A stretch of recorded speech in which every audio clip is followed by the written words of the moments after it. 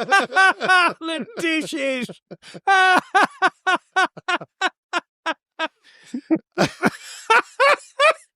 like to sit on my left hand until it goes to sleep.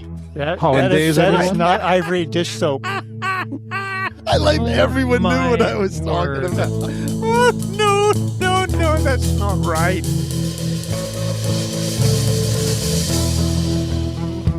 Hey there, welcome to Motorcycles and Misfits, coming to you from the Recycle Garage in sunny Santa Cruz, California. Spring has sprung. Today was a perfect, beautiful, warm day. I felt like we made it through. I hope everyone else in the country is feeling the same way. But I know a lot of them are still under snow. But yeah, what a nice day today. Good times. I actually took my sweatshirt off. That's how you know how nice it is. Hey everyone, this is Liza, and I'm back again. We were just talking about how nice it is that I don't have to be here all the time, and that Emma or John or anyone else can just run the show. I really appreciate that because I was with child last week. Congratulations. Who's the baby daddy? Yeah, as you know, Haley was here, and little Naya. What a little treasure she is, huh? Yeah, little baby. Little monkey. Little northern monkey. Yeah, so I am back. But thank you, Emma, for running the show last week. You're so welcome, darling. Did a good job. Well, I do my best. No, it's a very different show. I mean, when each of us run the show, it's a different show, but that doesn't necessarily mean it's a bad show or a good show. You know, it's a different show, and we always have fun with it. Yeah, I have fun not being here too.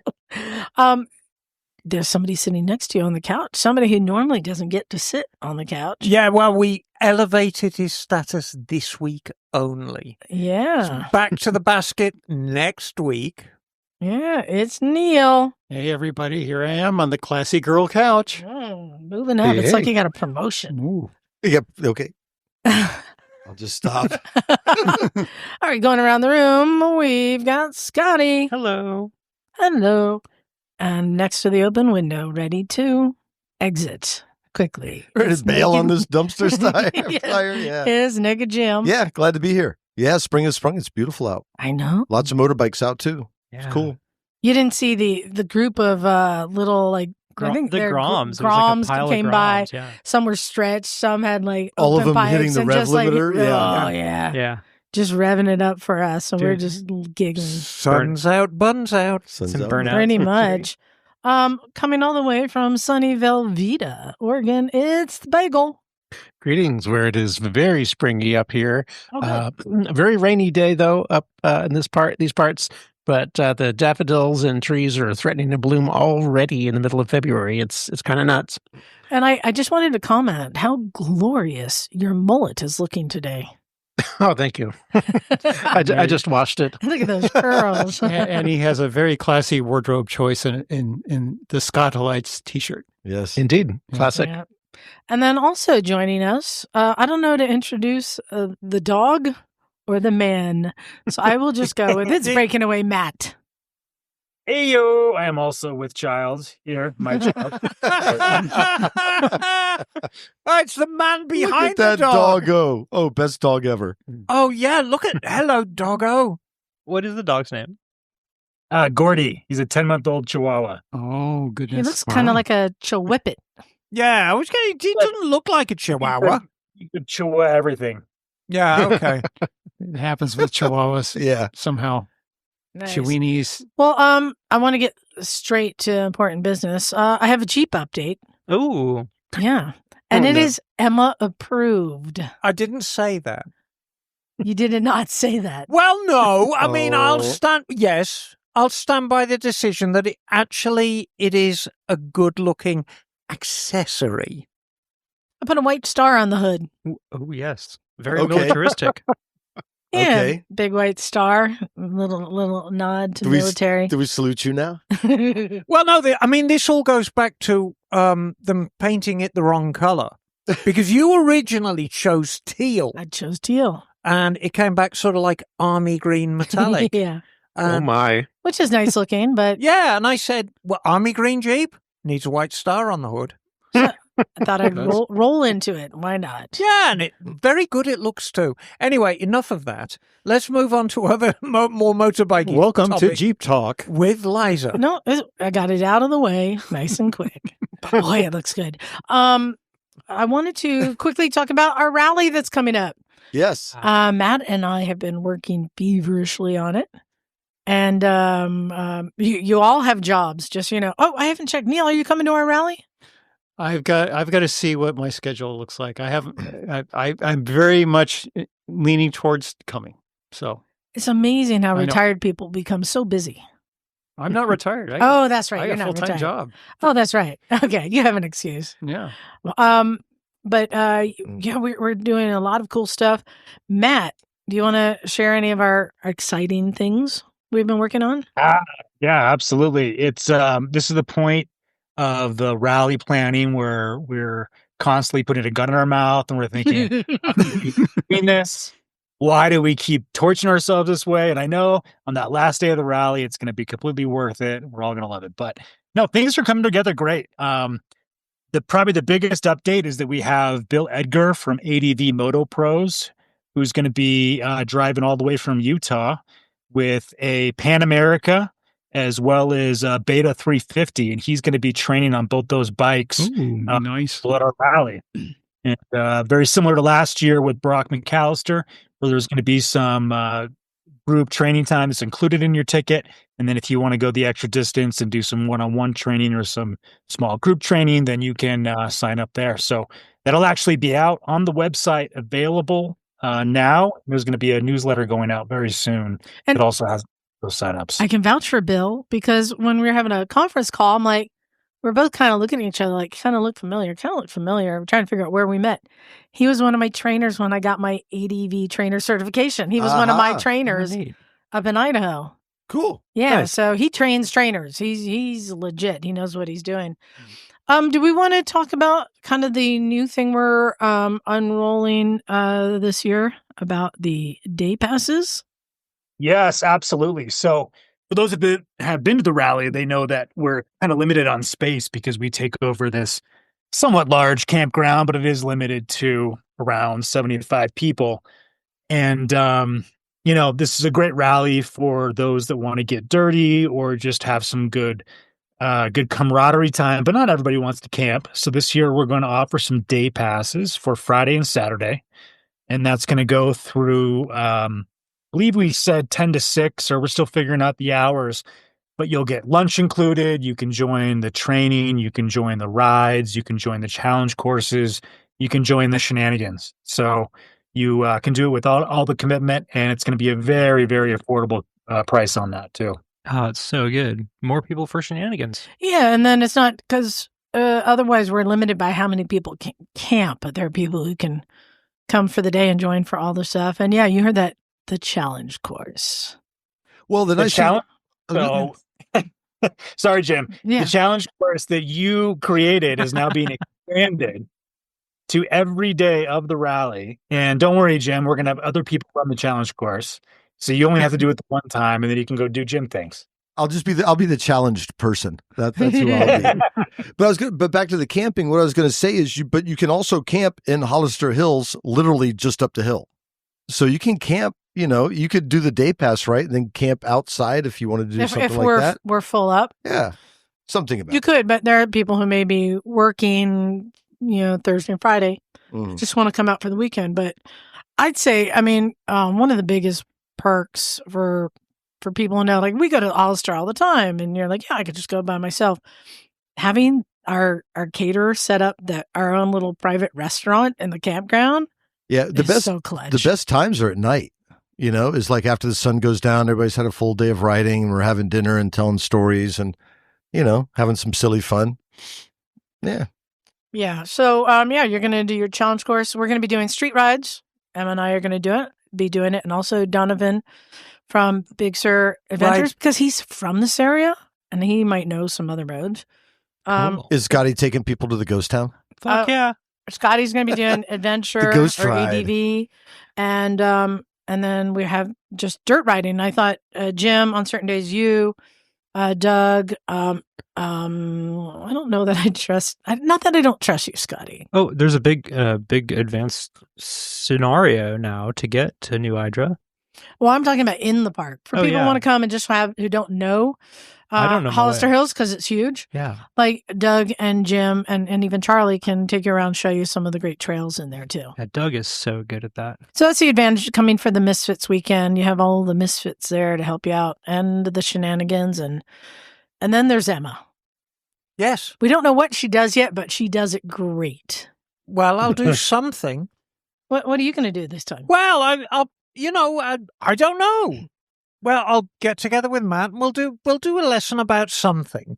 We should crack a side case and do a trail side steel stick broken side case repair. Oh yeah, that might be a good one. Because that happens. Mm-hmm. Yeah. Or the How tire. to plug and hole in your crankcase. But when it comes to the street rides, often we'll leave with the street ride and then sort of a little group of Emma people will kind of break off and do our own ride like we did last year.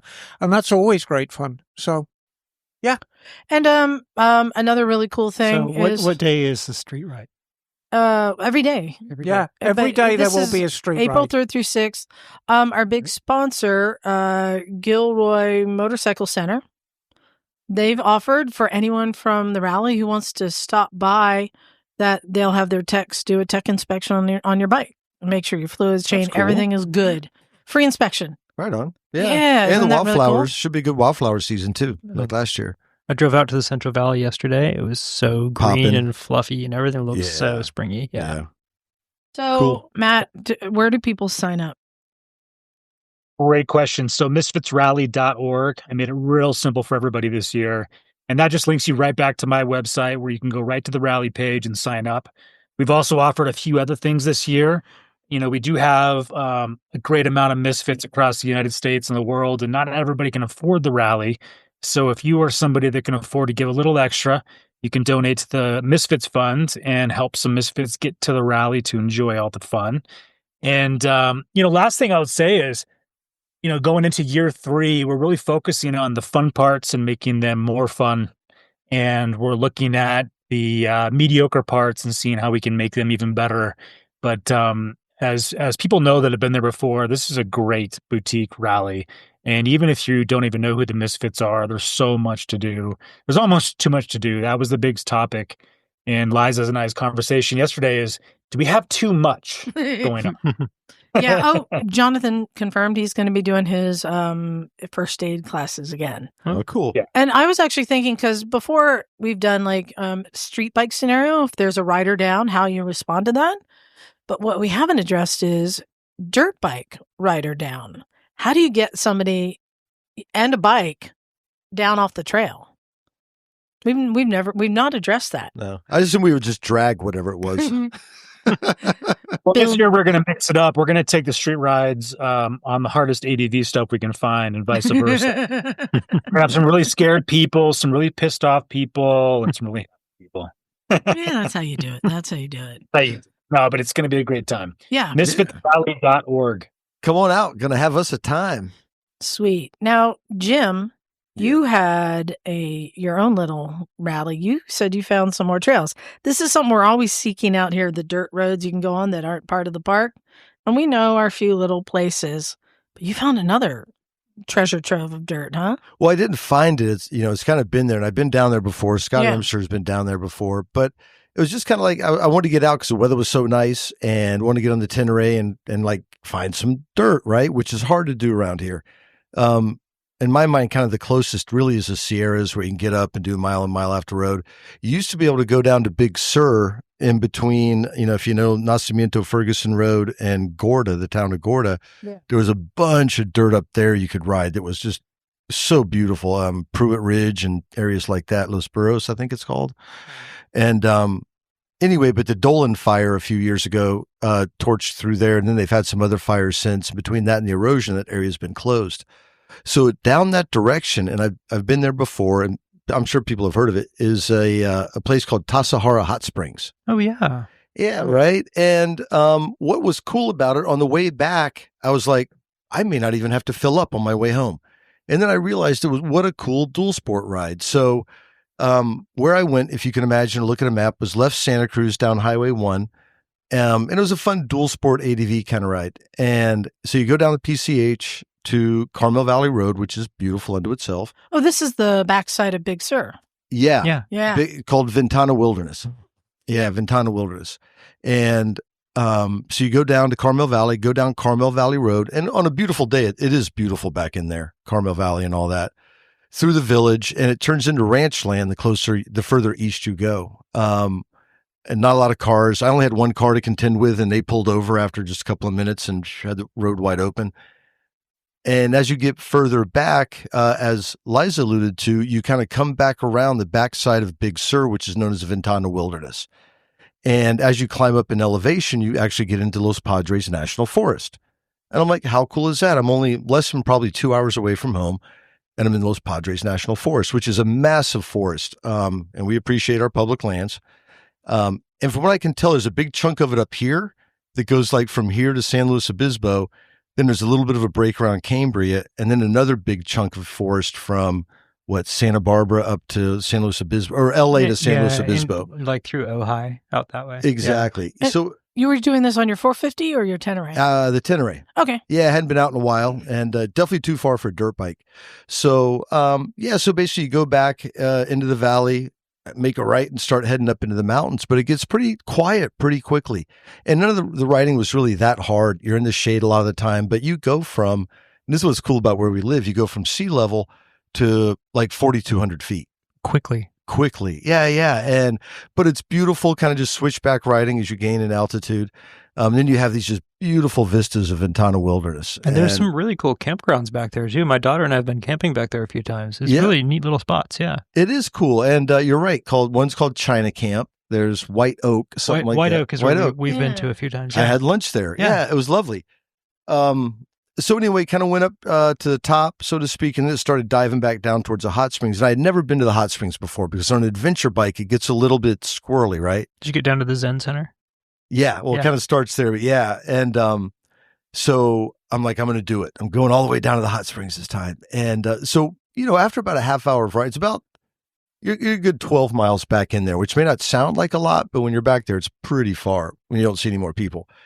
And I got to a point where I was so sure I was going to do it. And then I looked down this downhill that got a little bit steep, but really loose. So big, chunky, loose, kind of just sandy rock.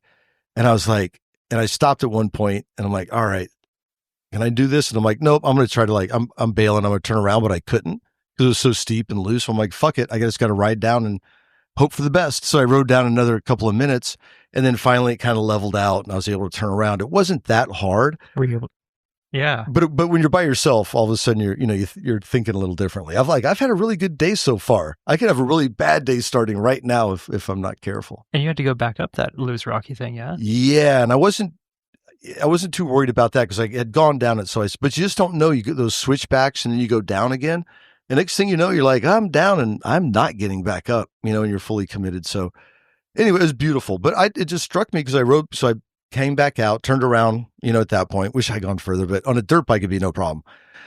And as I'm coming back home, I was like, I don't even think I need gas. So I'm like, how cool is that? It was like maybe a 4 to 5 hour trip, from Santa Cruz. And you get to go down the iconic Highway 1, Carmel Valley, go through the village. I got a roast beef sandwich, reminded me of Emma. Thank you. Wait, why is that? Because he ate it outside the Mototown shop. Yes. Did you say something about it was sweaty beef? It was, yeah. it was a wee bit sweaty. Sweaty beef. The mayonnaise turned into little pustules. Oh, God.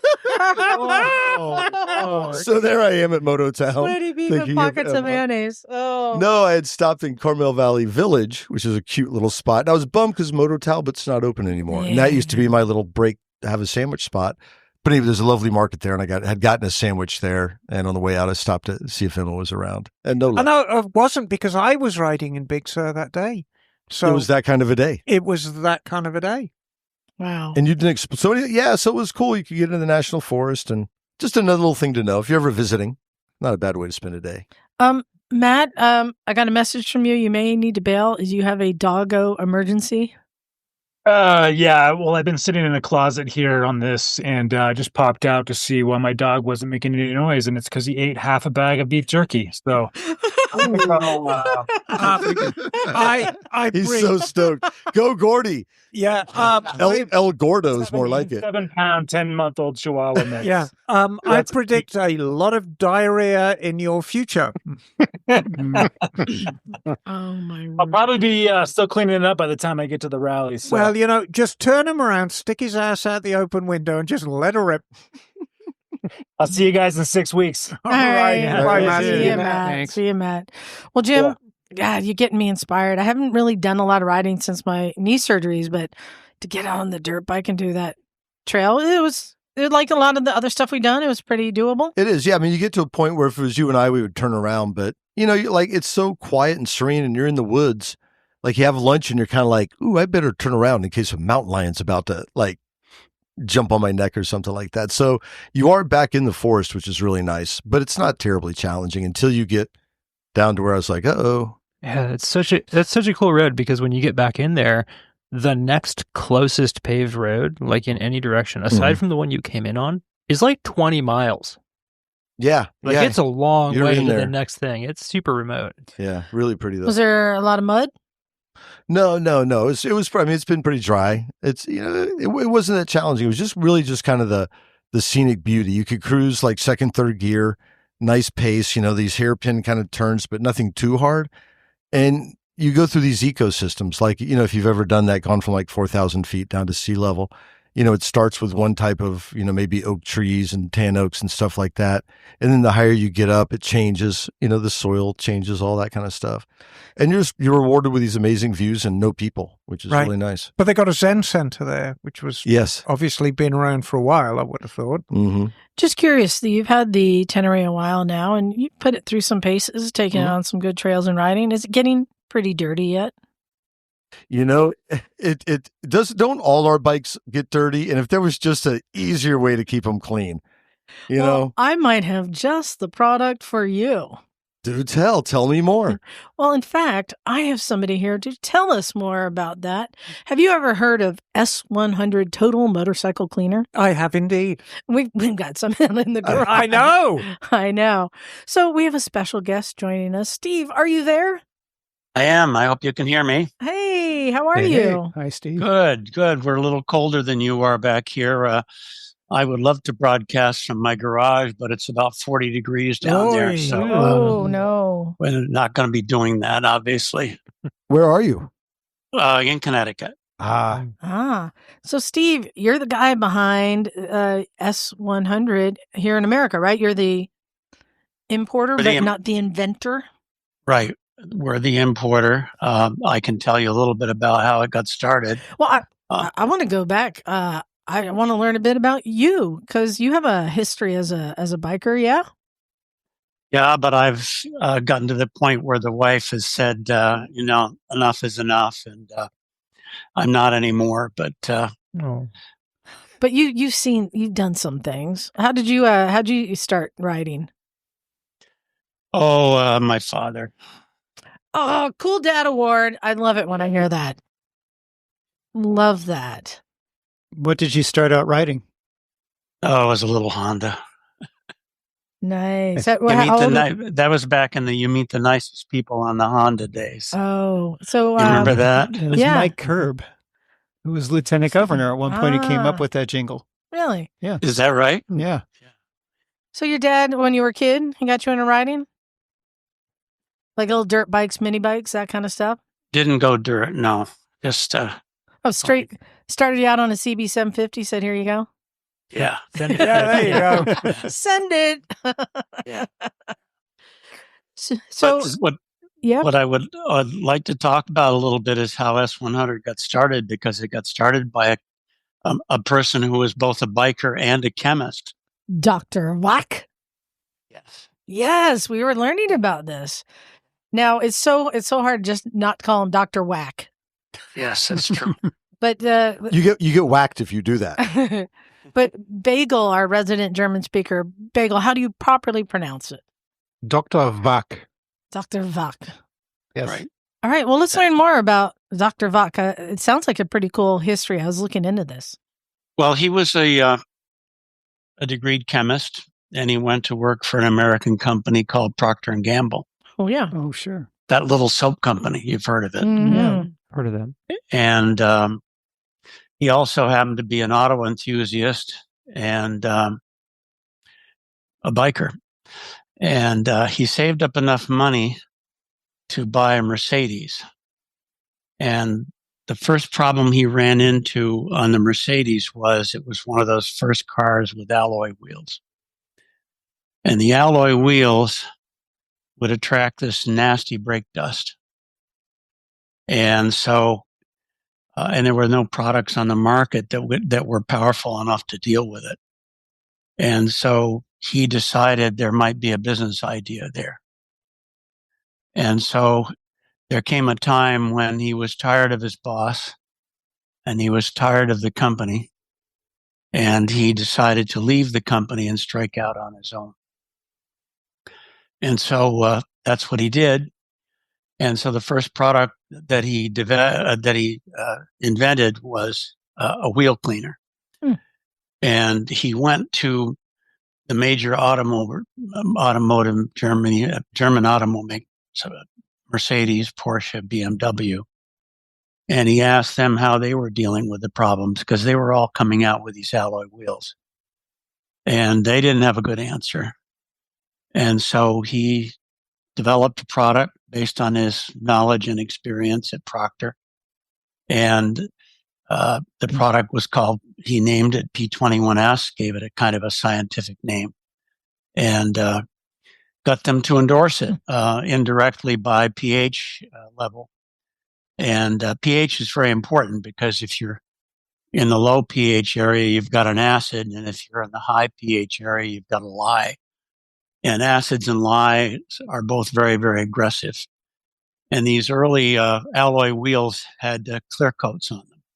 They weren't very robust clear coats, nothing like the powder coats we see today. They were very sensitive clear coats. And the Germans were actually going out to automobile graveyards and dumping the battery acid out of old batteries and collecting it and using that to try to clean these alloy wheels. Whoa. And it did remove them. It removed the brake dust really well. The problem was it didn't do it for very long. And so the wheels were just getting torn to pieces. And so there was a real market for a product that would A, clean very well, and B, not destroy the finish. And that's how he got started. But as I said, he was also a biker, and he was having the same kinds of problems with his bike. And also he was frustrated by the fact that you could clean an automobile within an hour, but it seemed like it took him half a day to get a really good cleaning job on his motorcycle. Maybe that's a little bit of an exaggeration, but it took a lot longer. No, it definitely feels that way. Yeah. It feels that way. It took a lot longer than it did, to do a car.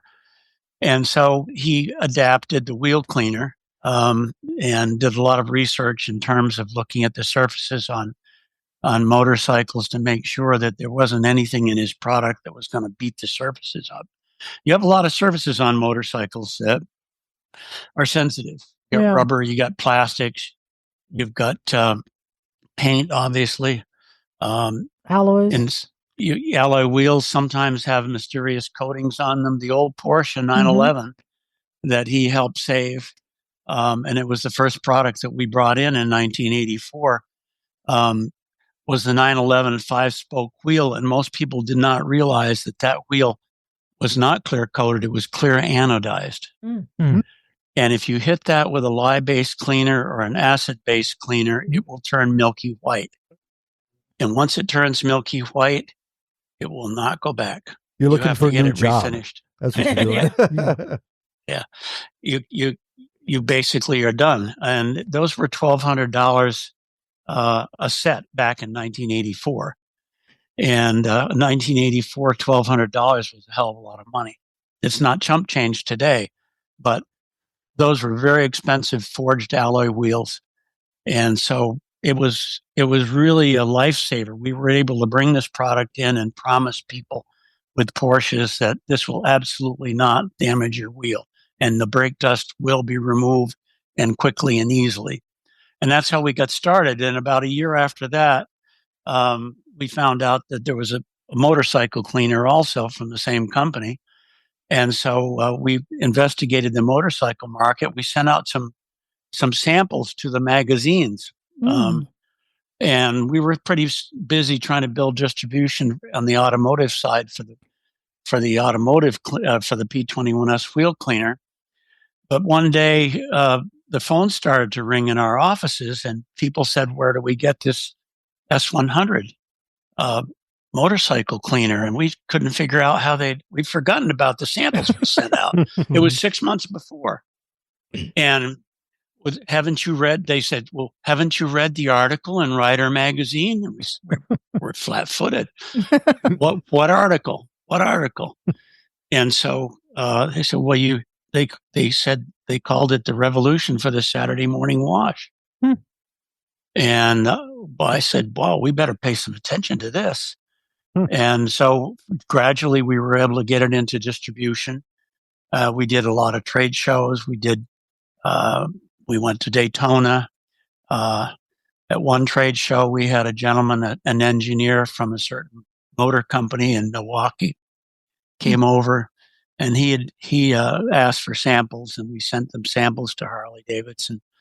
And well, the rest is history, as they say. And a few years later, the Honda people expressed the same level of interest. No, Honda people do not wash their bikes. Come on. Honda people polish them with elbow grease, spit, and misery. That's what we do. They do a little of everything, I think it's probably fair to say. Now, I had read that the whole, the total motorcycle cleaner that Doctor Wack created, that it was because of his sons. Is that a true story? His sons were riders. And that's partly true. Yeah, he did also. Yeah, that his kids were motocross riders. Well. Spray the kids everything. And then they just kids, finish the bikes, riding and the just put their bikes in the garage and leave it for Dad to clean. There's some truth to that. Yes. Yeah. So I guess the whole concept came from making it easier to clean, and from what I understand, the S100 total motorcycle cleaner, you just spray it, and that it somehow magically loosens everything, and then you just rinse it off?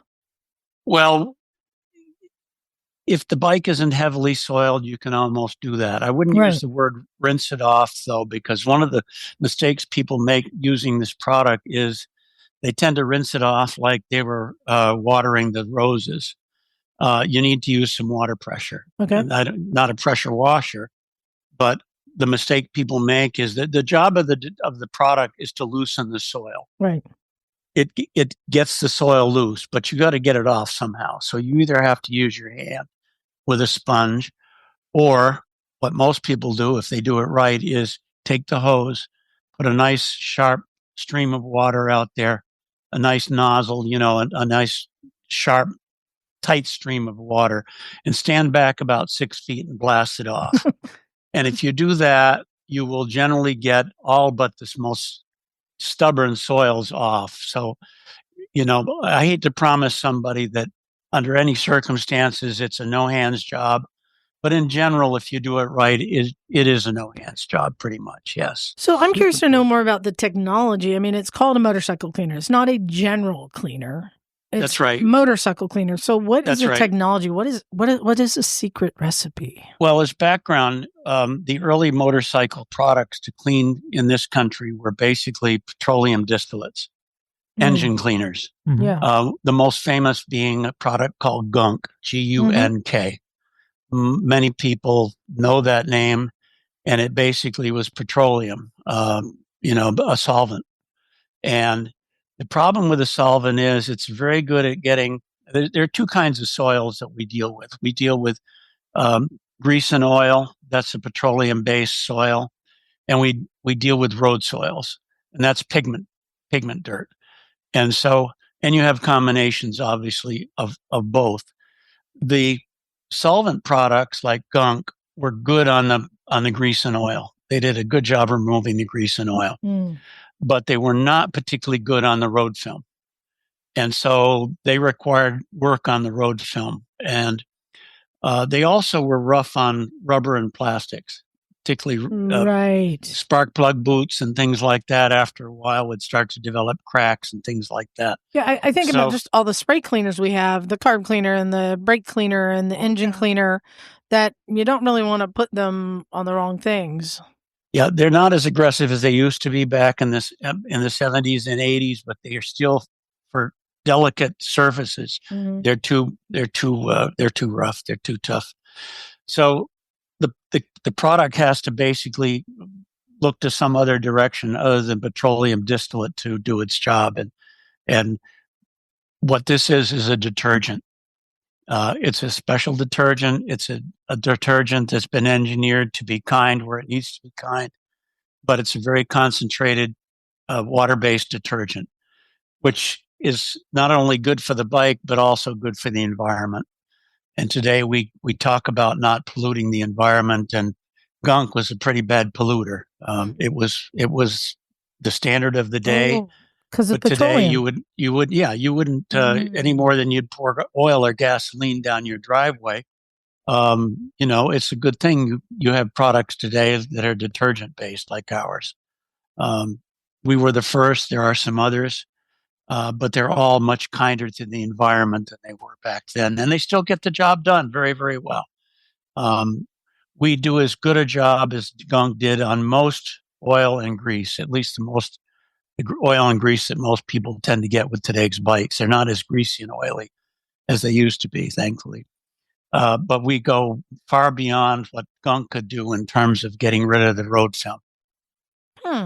So I'm going to add my little trick. I'm surprised I don't see more people doing this, and maybe it's not as effective as it needs to be.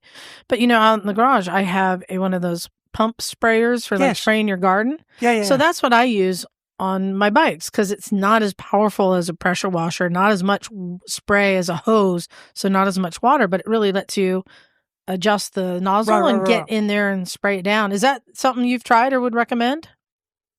Yes, sure. The key thing is the product is the main thing that has to penetrate into places where you can't see. You can get the fenders done real easily and everything like that, but spraying a fine mist into the frame areas and into those hidden nooks and crannies, and then blasting it with a good shot of water is the way that you really want to do the job to get it done. We have a number of dealers who've come to us at trade shows, and they'll say they can tell when they take a bike in trade and they take things off it and take it apart. They can tell who's used S100 and who has not. The ones that have used S100, it's clean. It's clean in those areas that you can't get to. The ones that have not, the fenders are clean and certain other areas of the clean. Some of the frame is clean, but in those nooks and crannies, it's not clean. And where it's clean, very often you see rust and corrosion. And it's safe on human skin? Yes, it is safe on Emma, human skin. we can finally get your nooks and crannies. You might get dishpan.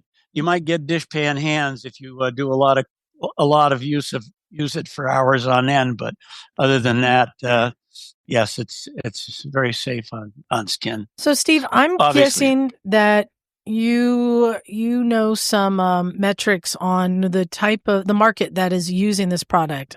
Do you probably know pretty well what kind of bikes? Because I want to take a guess and maybe go around the room. What if you guys had to guess what type of riding style or bike is most into keeping their bikes clean? Emma, if you had to guess. I've been looking at this product forever, right until it first came into the market, and I would probably say the number one consumer of this product is still the Harley Davidson community. It seems like that. What do you think, Neil? I agree. Yeah, Scottie? Yeah, cruisers would have been my guess. Jim? I'll be the outlier and say dirt bikes, because dirt bikes are a pain to get to a lot of places. I was going to say the same thing. I know that a lot of Harley people are very into keeping their bikes clean, but the bikes that I've seen that are most meticulous are like racers, like motocross racers. the guys who go out, hit it hard on the weekends, and then come back and just scour the bikes clean because they have to for all the components. Steve, who's the biggest market? Who has the cleanest bikes? We think it's the street people in general, Harley Focus probably, but basically, I think we draw from all types because the product works so well on any type of bike, really. Yeah. So I have a question. So the way I kind of wash my bikes now, and I got like a Suzuki GSXS, whatever, 1000 GT, and I've also got a dirt bike and a Tenere. Yeah, they're good, and I really try to keep them clean, right, for all the good reasons. So what I do now is basically use some Dawn warm water and a clean rag, and I kind of wash everything down, and then the street bike I'll rinse it with a hose, that kind of a thing. The dirt bike I might use a pressure washer from a distance away, though, that kind of a thing. If I was going to incorporate it into my cleaning routine, could I substitute it for everything? Because there are places I know I just can't get to, which this is designed for. Mm-hmm. But could I substitute it for my Dawn Ultra and a rag? Yeah, absolutely. Have you ever used S100 Total Cycle Cleaner? No, I have not. I thought not. It's not a character flaw. Don't get me wrong. I got that box checked. Trust me. Yeah. You should try it once because it'll save you a lot of time and it'll get places that your Dawn can't get, and you'll be using a lot less effort. I hope you'll try it. Oh, I'll totally give it a try. Yeah. So another kind of odd question, Steve, and because we're talking chemistry and all that, in terms of UV protection, like on your bikes and stuff, do you really have to worry about that? I would kind of think so because the sun beats stuff up. And what do you think? What's the whole UV thing play in here? Well, sunlight, I guess. Today, the painted areas on bikes are clear coated, and the clear coats are very, very good compared to where they used to be.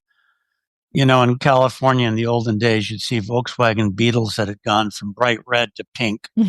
And the clear coats would be all off them and everything. And you don't see that so much. But having said that, a wax job will get beaten up by UV light. And, if you're going to have a bike that's outdoors all the time, not a bad thing to cover it, certainly.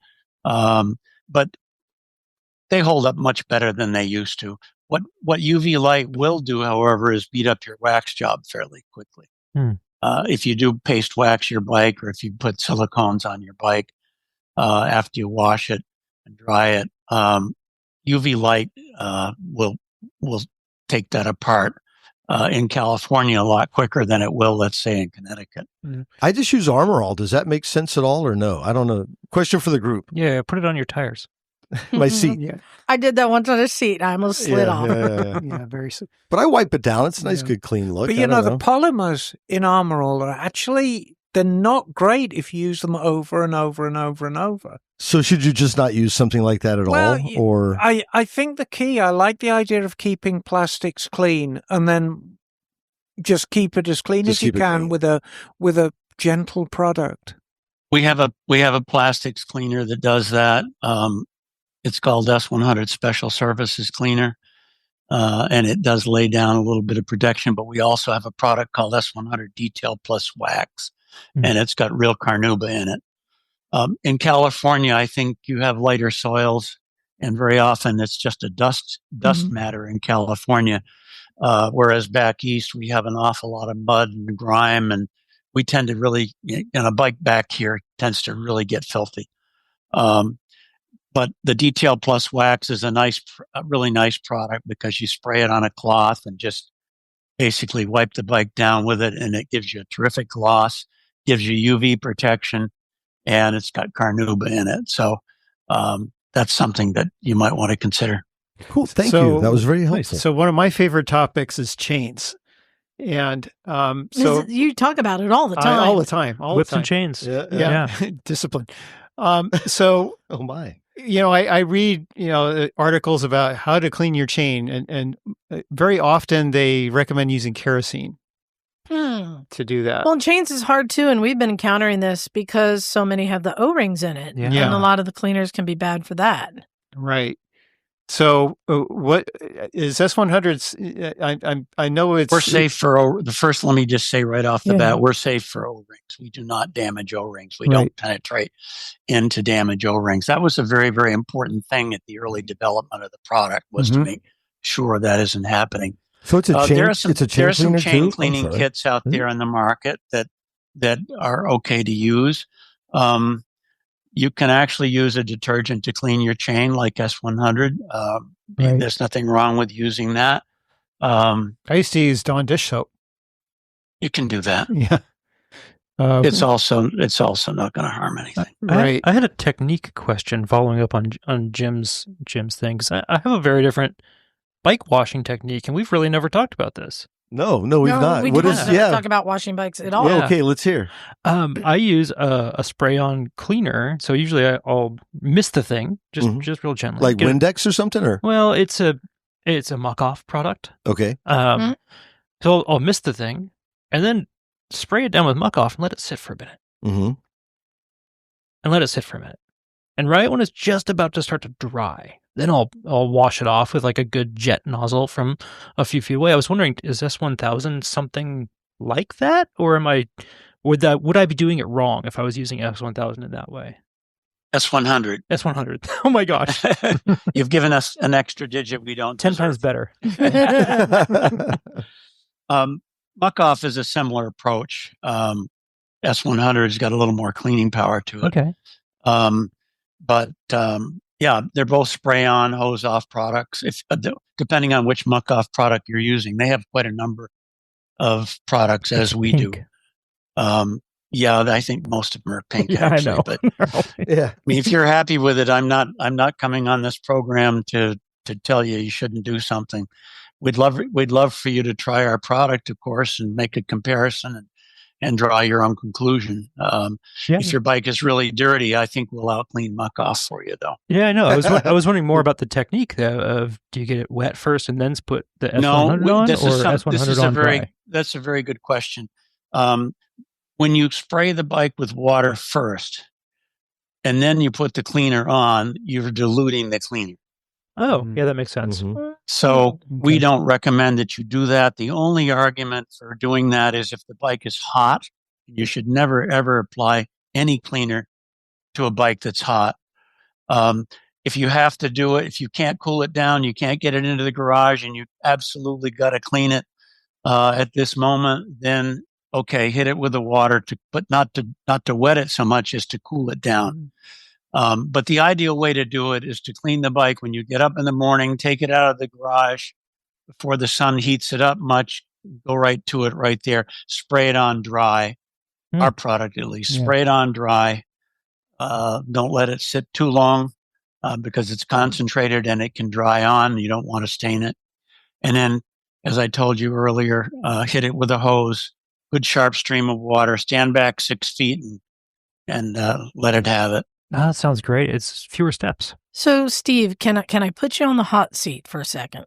Okay. So, Emma here is a master mechanic who works on bikes, some of which go to fine concours, d'elegance, like high level of restorations. So, I'm curious, Emma, what is your standard? Because when you're cleaning a bike, like you're talking about every nook and cranny.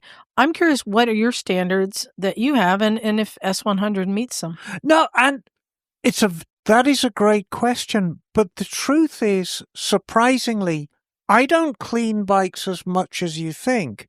My job as a restorer is I will get a bike come in that's in very, very poor condition, that maybe has been sitting in somebody's shed for 30 or 40 years, and I'll completely dismantle it, renovate the parts and assemble it. And so my cleaning task is really just keeping everything clean. These are brand new surfaces. The bike is being chromed, the bike has been painted, the aluminium surfaces have either been sandblasted or vapor blasted. These are brand new surfaces. And my job is just to keep everything clean as I'm assembling it. Because when you assemble an engine, you use assembly lube. Even when you're putting bolts through a frame, you want to make sure that you lubricate the bolt when it's going through the frame. And if you've got a brand new paint job on that frame, you want to protect it. When you take the masking tape off, you might have a little bit of residue. So I don't deal as much with dirty bikes as you think. I'm very aware of this product. I'm very aware of this product's reputation. I know it's an incredibly good product.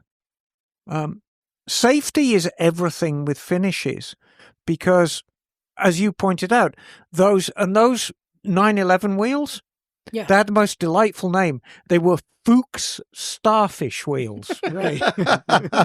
That's what they were actually manufactured by a company called Fuchs. Fox. Yep. Well, yeah, and they were starfish. And a very, very bright anodized coating on them. And you get that coating on bikes occasionally, not so much. Would you tend to see that more on Beamers and? Yeah, exactly. I mean, Germans love an anodized finish. Actually, Harley's had some accessory parts and some minor parts that have been clear anodized. Right. But the key thing is, from the standpoint of the user, and this goes for auto wheels as well as motorcycles, you really don't always know as a consumer what that surface is. Mm-hmm. And so to give you a product that says this product you can use, don't use this product on this type of wheel, or don't use this product on this type of surface, falls short. Because the owner of the surface of the bike or the wheel doesn't know much about the composition of it. So you've got to give him something that's basically safe for everything. Right. And, the consumer, and I'm not trashing the American consumer because it's the same is true in England, same is true in Germany. If you buy a cleaner, if you walk into AutoZone or if you walk into O'Reilly's or wherever, or Halfords if you're in the UK, and you want a cleaner, I want a cleaner to clean the wheels on my car. Some spotty youth behind the counter is going to say, oh, take that one. Are you going to read the fine print on the bottle? No, of course you're not. And generally, 99 times out of 10, it's not really a problem. It might not get things as clean as you want. But if you trash a $1,200 set of wheels, you're going to find out it was the wrong stuff very, very quickly. So having a product that's safe to use on everything is a very, very big deal. It really is. But no, in answer to your question, Liza, I don't clean bikes as much as you think. Because everything is a new surface. Everything is a new surface. Repainted, right? resealed, And I'm just assembling basically a brand new 1952 bike or whatever's on the ramp at that time, and just keeping it clean. And keeping it clean when you're assembling is a very, very different job than cleaning up a dirty bike. Well, okay, here's a follow-up question. How do you keep Rufus clean? This is the RF. Yeah, that's what I was thinking too. Yeah. How do you keep your the RF own clean? personal bikes? That and your Harley. Because you put the miles on your bikes. Yes, I know. I put the miles on my bikes, but both the Harley and Rufus were... How do I clean them? I don't they're so know. Different. I know your secrets. Because one's an old school sport bike and the other one's a Harley. Yeah, I just... She's trying not to reveal, but I know the secret. Oh boy. Oh. Yes, she has a onesie. She's made out of terrycloth fiber, and she likes to spray her bikes down and then slither across them. I thought it was going to be like teeth balm. I think the key is in what Steve has already told us. The soil we get here in California is very, very different. And if we were dealing with problems on the East Coast where things get very mucky, when you get your vehicle up to a certain standard, it's actually quite easy to keep on top of it.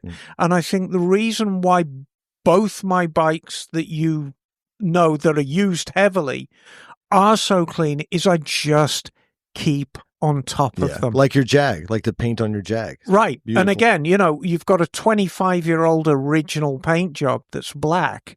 It's just routine. It's just putting the time in.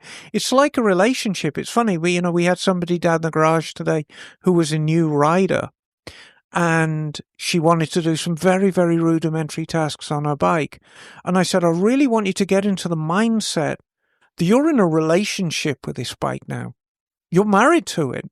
And like any marriage, you're going to get out what you put in. And if you put the time in and really commit yourself to your bike and maintain it and keep it clean and take care of this relationship, it'll be a very long and happy marriage.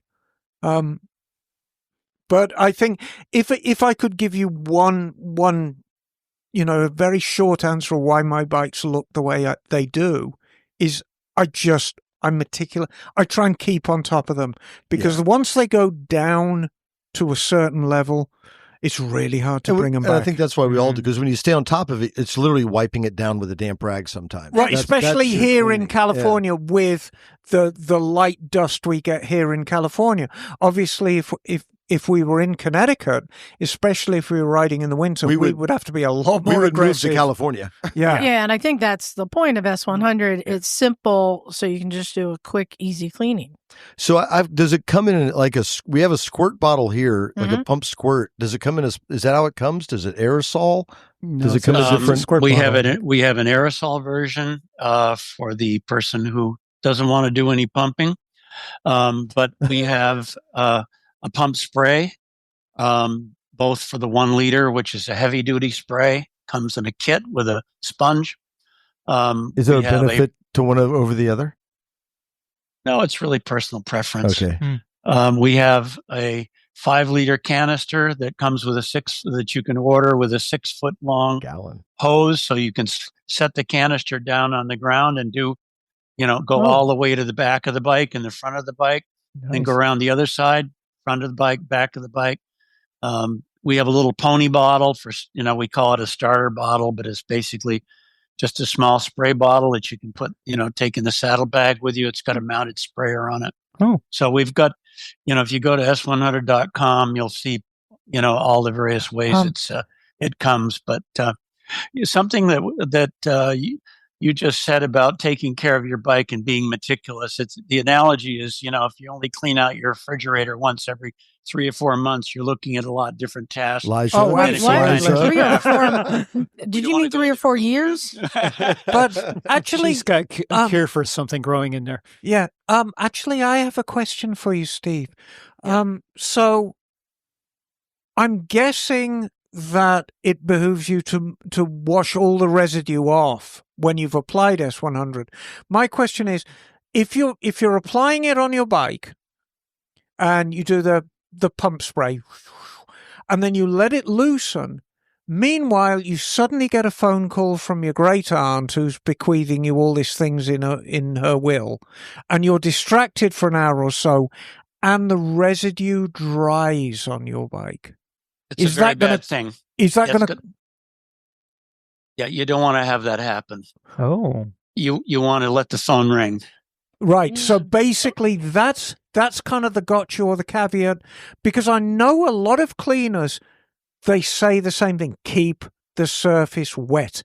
Keep the surface wet, wash the residue off. And that's going to be the same with your product. Yeah, that's right. Because of the fact that it's concentrated, particularly in California sun, it's going to dry on fairly quickly, and you don't want that to happen, because you'll have to certainly rewash it and scrub it, right? Or you might even have to polish it out if it really is baked on. So, yeah, no detergent or no cleaner should be allowed to stand on the surface any longer than it takes to put it on.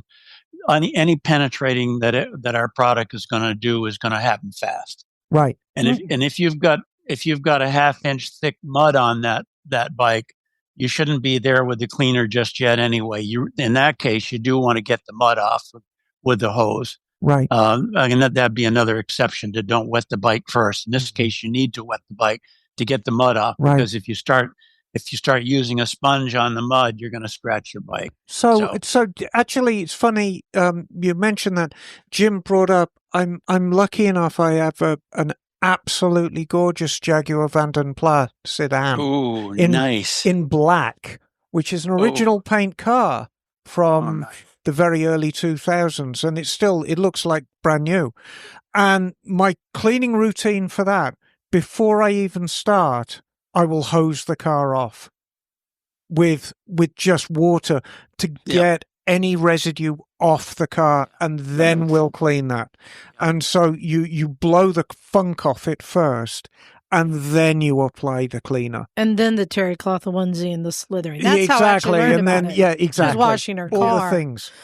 So I have a question actually for Bagel, because Bagel, as our resident Vespa scooter rider, you basically are riding a billboard down the street. You're getting all the bug butts. Yes, there's a lot of surface area there. Amongst the scooterists, what is the cleaner of preference? You know, I don't think there is. Scooterists don't clean their machine. Steve, are you hearing this? There's an opening in another market you're missing. But I think this product actually would be really useful for that, because it's a large painted surface area.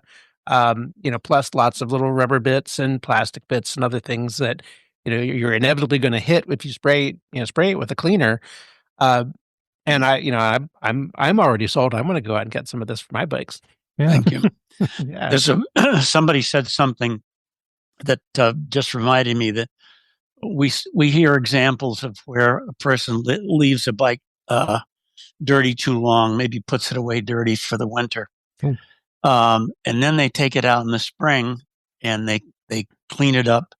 And lo and behold, where the dirt was really caked on, paints come off. Mm-hmm. Yep. And one thing that's very important to know is that dirt traps moisture.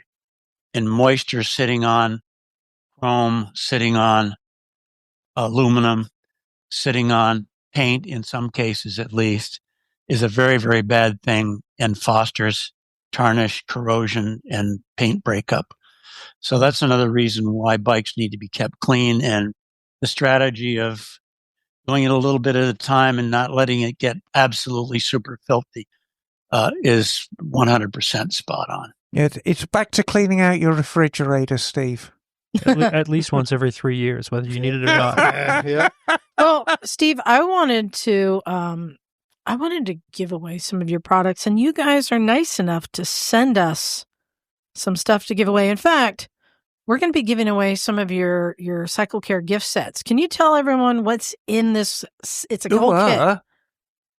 And then I'm going to tell everyone what you got to do if you want to try and win one of these. Small bottle of total cycle cleaner. Yep. She's got a picture. Yeah. I'm showing everyone. A can of our Detail Plus wax with the carnauba in it. A drying towel. Mm-hmm. A finish restorer, which is a polish for removing tarnish from chrome or aluminum. Mm-hmm. And corrosion protectant. Yes, the corrosion protectant. Oh, I like that.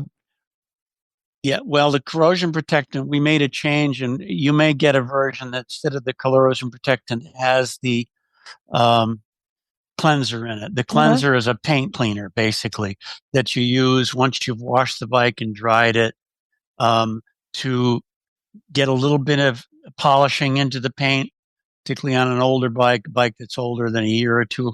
Polish the paint and then put a coat of wax on it.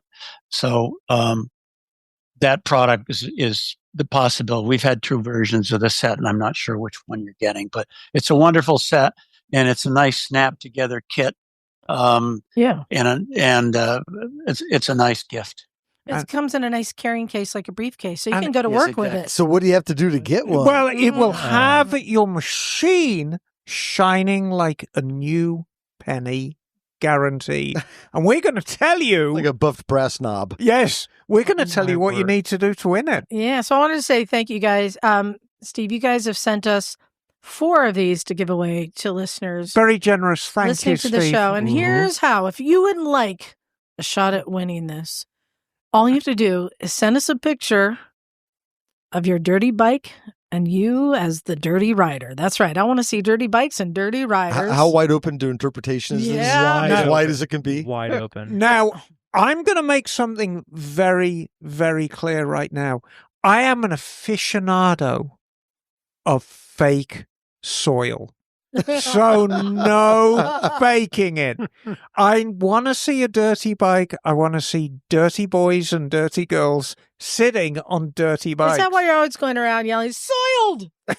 Yes, that's right. Yeah. Oh no, I know forced So you're patina. talking about those I know tossers with forced Landys that throw patina. mud on them. Yeah. Yes. So here's what all you got to do All right. is email us a picture of the dirty bike and the dirty rider to motorcyclesandmisfits@gmail.com. You better make it And then soily. the subject line, I just want to see S100. That's all you got to do. And we'll take those in. And next week on our show, we're going to pick the 4 dirtiest, Most soiled.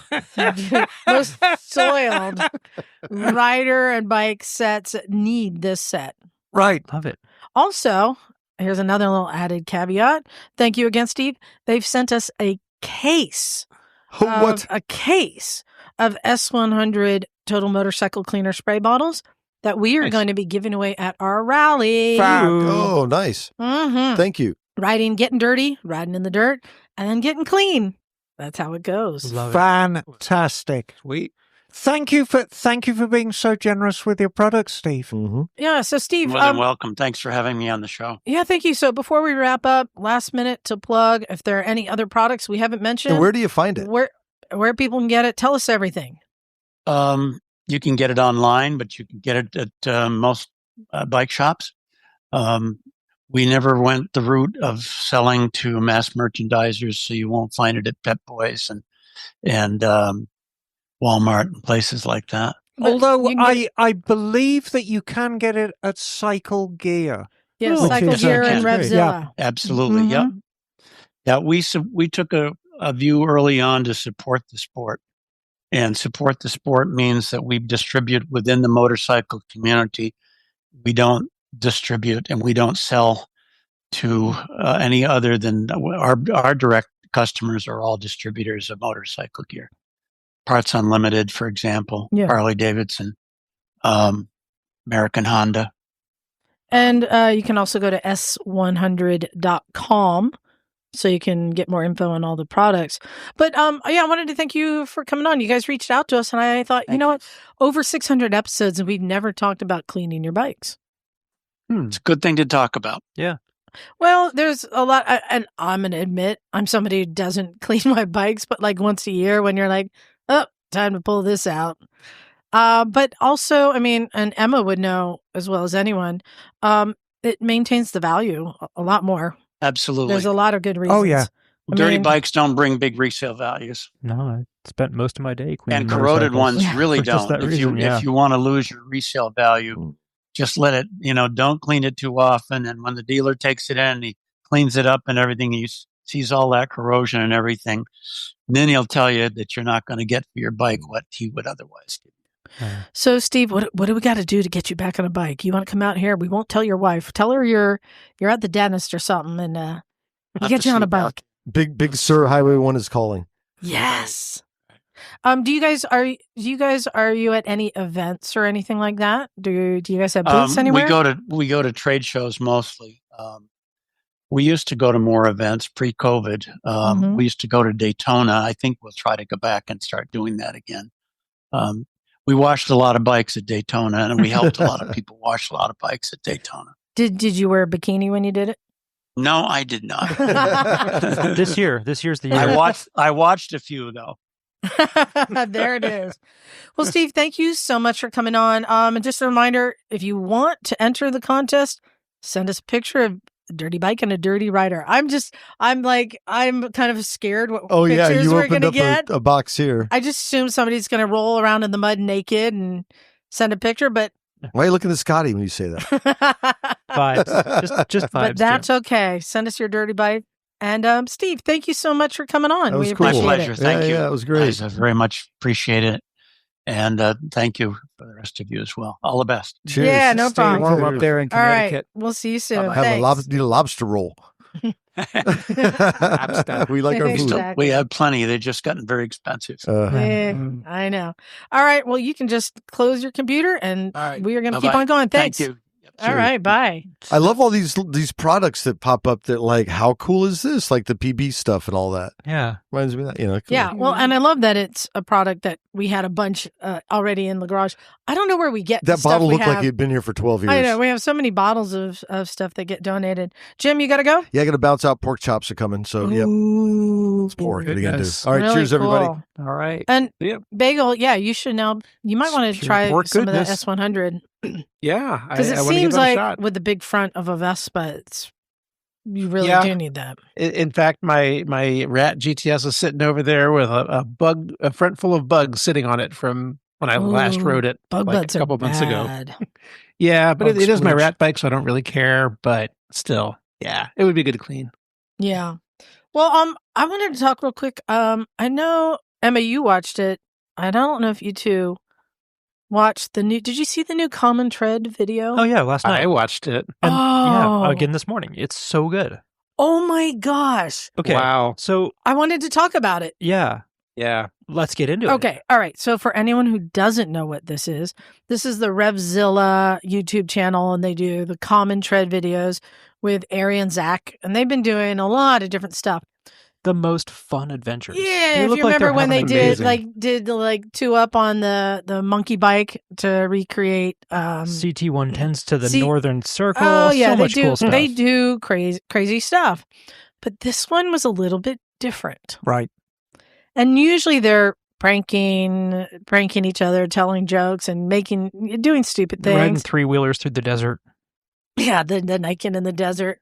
And in fact, one of their videos when they did a test ride of, I think they were comparing the Versus 300 and the Royal Enfield Himalayan, Oh yeah, and they took that it was a good one. on the road that Jim did his ride report on, because they started out down like Big Sur and they rode up to Carmel Valley. Yeah. So I think that was the road he was on. But this one was a little bit different. And what really surprised me was just the level of like cinematography and storytelling and editing. Should we get into the plot first? Yeah, you wanna share the plot? I can do my best. Yeah. Sure. So this was we've seen a couple of these CTXP things in the past where there's an allusion to Zach and Ari's childhood, growing up near each other. Both of their fathers were into vintage racing. We learned about that in the episode they did about the sidecar Yes. racing. But I learned so much more in this one that apparently Ari's dad was doing vintage racing at a very high level. Yeah, didn't he say he like won at Daytona like over 50 times? Yeah. Yeah. Against the superbike categories. Yeah. Against like factory teams. On a homemade bike. On a Right. homemade bike. This wasn't vintage racing at the time. I No, don't yeah. think. That's a good This point. was just That's a good point. racing. Yeah. You got me. You got me. This is home built, home schooled, like racing development. Like he engineered his own engine and frame that This is that he Well, he built made the almost- combination work. And Almost getting into Fine-tuned. Britain territory. Very close to. Yeah. Yeah, I was thinking Britain thoughts. and self-taught too. Like he didn't go to school for this. Like he just figured this stuff out. Figured it out in the evenings and weekends after taking care of his family and working a normal job. Right. Yeah. So cool.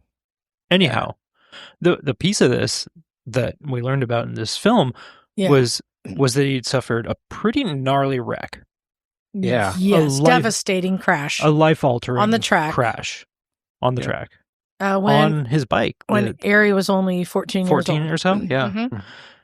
And it really, I mean, a really life-altering wreck, not in an emotional way, but in like a physical, mental capability sort of way.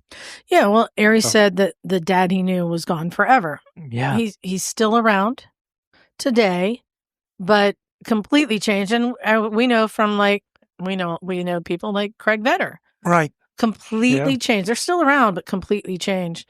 And in fact, just seeing his dad kind of walking with a little bit of a hobble kind of reminded me of Craig Vetter. And also we know through friends like the Vetters how much the family has to go through when dealing with a TBI like that. Yeah, dramatic brain injury. Yeah. So this gnarly wreck, and the family ended up selling that bike and many of the All other the- bikes, all the motorcycles. all the bikes to help pay for medical Yeah. expenses. Because motorcycle racers are not known for their excellent benefits. It's not a great fiscal choice. No. Yeah. Well, here we are years later, and somebody had purchased this thing, gotten partway into a restoration. Was this in the late 80s, early 90s? When was this? What I would have think been? it was 89. Yeah, or something so like around when it that. happened. Yeah. Yeah. Well, they bought the bike and with the intent to restore it, but it sat for like 20 years. They got partway into the restoration, and then like all the parts just sat on the shelves for 20 years. And I wanted Yeah, to they- talk real quick. The bike in question. This was a CB450 engine, CB450 engine, not known for being a race engine. Absolutely not. No. No, and put into a custom rigid Quite frame, yeah. quite an interesting engine. It was Honda's first real attempt at. How can you describe well, the CB450? I'm going to say it's one of the It was their least. shot at the Triumph Bonneville. It's one No, of it the, was no. it Targeted. was their first attempt at a proper street bike. You know, it's one of the least it's- known CBs. It's one of my favorites, Yeah. but it's rare to find. It's it. very, very quirky. It's got mousetrap valve springs. It's got eccentric rocker arms to do the valve clearances. It's got the world's longest cam chain. It's a wild engine. And it's very, very quirky. This is a twin, right? It's a twin cylinder. It's largely made out of aluminium, but they do like really quirky things, like it's got a steel skull inside the aluminum of the cylinder head. So it's really a very, very bizarre engine. I've built a few of them. And so, And you can get decent horsepower out of them, but a race engine, it is not. no, and what they were saying is like his dad was going out there and beating people with this Honda engine, not known for being a race engine because he had it so well built out and tuned. Right. Yeah, we don't know how much of the original engine was left. But also because Right. his Honda was getting reliability out of it. That was Yeah. his thing. So, Well, oh yeah, I think Bagel. it was the original engine because they Yeah. just took it off of the shelf. It was a real. It has his dad Oh, you mean like the handwriting. factory Yeah, engine, you mean? Yeah, how much Yeah. of the factory engine was? Yeah, that's was a good left? question. Yeah, But so what the premise here is that Ari decided to. He had an opportunity to get this race bike back. This is the one he crashed, right? it was the bike that Yeah. his dad crashed on. Yeah, so he had the opportunity to buy this thing back, but it was shelves and shelves and shelves of parts.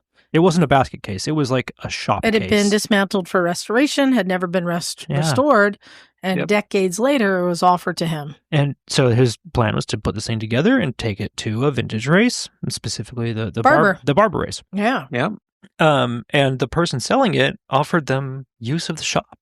Yeah. Super cool, but it takes a long time to put a motorcycle together from piles of parts. well, and, Also, the shop was in New Hampshire, Yes, and yeah, Barber it was is in in New Hampshire. Alabama. There's that. Yeah, and I like- wanted to say this is a bit where you realize that this episode was taking a turn from the usual because it was getting quite sentimental. And when Ari was looking at like his dad's handwriting, how he made notes everywhere on the bike. made notes inside the parts. I thought that was brilliant. And Yeah. also, Yeah. Emma, do you remember the part where he put his hand on the grips? Oh, yeah. Yeah. His dad would heat up the grips and then put his gloved hands on and squeeze it so it'd be molded to his hands. Oh, I'd forgotten that part. And so it And- became And quite the grips were still on there. the grips The are still original- on there. the So original grips it with his dad's became handprints. really sentimental. And Zach had been around back then too and had memories of Ari's dad. He was a hero to both of them. Sure. Yeah. So So they started running out of time, yeah. and then Spurgeon flies in with a short school bus. They shove the whole show into the back of a school bus and start driving to Alabama, still Building while assembling the thing in the back of the In the car. back. On the Right. freeway, like assembled engine, get it all in and doing the first like start First rolling down the start while freeway you're already on the in the back highway. of a bus. Yeah, put the windows down with the funny little window latches that school buses have. Yep. Yeah, so good. And I don't want to give it all away No. because as it continues and they get to Barber to do races, and then it takes some more turns. And it became really, I was all in. I was all in. I'll just say, I was on the edge of my seat. I'll just say, they were having some technical difficulties, as one might expect on putting together a race bike. Yep. Putting together a race bike that had been in pieces for 20 years. Yeah. And just unexpected weird stuff, you know, just that stuff happens. But I want to give credit where credit's due. Some YouTube commenter, I think Zesty Balls 875. Is that? No, I'm making that up. It sounds like something Jim would use. Yeah. But had the best comment that this is not just one of the best motorcycle videos. It's not just one of the best CTXP episodes. It is one of the best motorsport movies that I've seen in some time. It is so good. This is why I wanted to talk about it, because I was so impressed. As somebody who used to hold film festivals, motorcycle film festivals, I've seen a lot of films. And this was up there as a standalone short film. This was up there with all of them. And it was nearly an hour long. Mm-hmm. Yeah. So, I highly recommend that you go see it. It's on YouTube. Yeah. Right. Yeah. And you saw my comment, right, Liza? Which was it? Well, best motorcycle film of the year. Yeah. Yes. I mean, I think if we distill it down to brass tacks, I mean, motorcycle films are all very wonderful because we love motorcycle films. But the thing that's so compelling about this is it really introduces the human element. And it's about a relationship with a motorcycle. It's about a relationship with your parents. It's about a relationship with your own history. And if you want your own destiny, it's a thrilling film. And it's also about that human element overcoming overwhelming odds to pull this off. Not just from, the early days of trying to get the bike back together, but down to the last minute of the whole event. We don't want to spoil it for anybody who hasn't. I don't want to say too much, but it is absolutely thrilling. But the last 10 minutes will absolutely have you on the edge of your seat.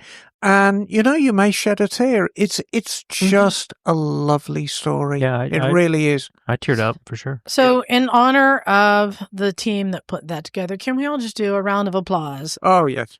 Fantastic. Well done, guys. Thank you. Thank you, CTXP. Oh, did you see the very last bit, the way they closed the thing out? I think so. I think most of us have probably purchased something from the Revzilla empire at some point. And they offered thanks to us for helping them and enable this kind of storytelling. I thought that was really sweet. Aw. Cool. You're welcome, guys. That's all I have to say. We got a little more time. I wanted to bring someone up because Neil had something he kind of wanted to talk about. Something that, as a motorcyclist, happens often, and maybe this has happened to all of us, and we can relate. Neil, would you say? Yes. So this is the part where it takes a little bit of a dark turn. And so as motorcyclists, we've always heard the story. And so what I mean by that is you're talking to somebody who may be a non-motorcyclist, and then they learned that you ride motorcycles, and it's like, oh, my Uncle Bob fell off and blah, blah, blah, blah. Or, just last week I had somebody relate to me how their brother-in-law had rode around the block and fell off, and he's been 2 years recovering from that.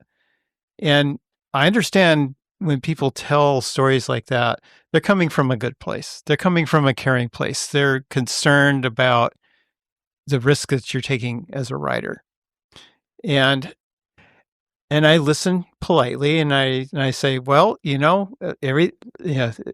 has risks, and the best thing you can do is understand those risks, manage those risks as best you can, and keep your head in the right headspace every time you ride. I just want to say I do that to mountain bikers because I know somebody who rides motorcycles, dirt bikes, and mountain bikes, And twice on the mountain bike, he's like woken up on the trail like hours later with no memory of what happened. Oh yeah, that happened to me And I'm one like, time. they're death traps. it's not safe. It's dangerous yeah. activity. So I do the same. I tell people that Then story. watch out for those mountain bikes. I have a coworker who blew out his ACL riding a mountain bike, and he was, wearing a leg brace for weeks. Right. Also a Well, how many? motorcycle. Go Yeah, how ahead. many motorcycle riders have passed away from bicycle accidents? Yeah. Right. Good question. Yeah. Like motorcycle Nikki racers, Hayden. professional racers. Yeah, Right. absolutely. Right. So Anyhow. but yeah, I get that. Does that happen a lot to you guys? That somebody finds out you're in motorcycles and somebody tells you about somebody who. Yeah. Every Like, once in a yeah. while. It's pretty rare at this point. Yeah. Does it Yeah. phase you at all when you hear about these stories? I'm too dumb for that. I've heard it all. I know the risks, and I'm happy to take them and manage them accordingly. Well, the way I look at it is riding keeps me young. It Yeah. really does. It charges my brain. It puts it in a good space. I feel better when I ride. Yeah, sometimes I struggle with a little bit of depression, and riding helps me manage that.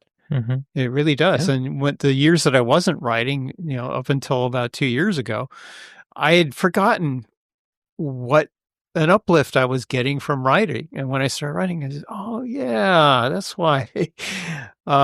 So to me, I'm willing to accept the risk and manage it as best as I can.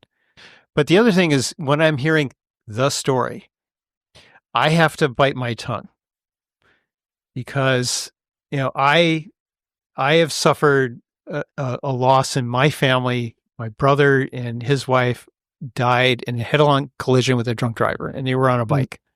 Oh man. Yeah, and How long ago was this? 30 years ago next month.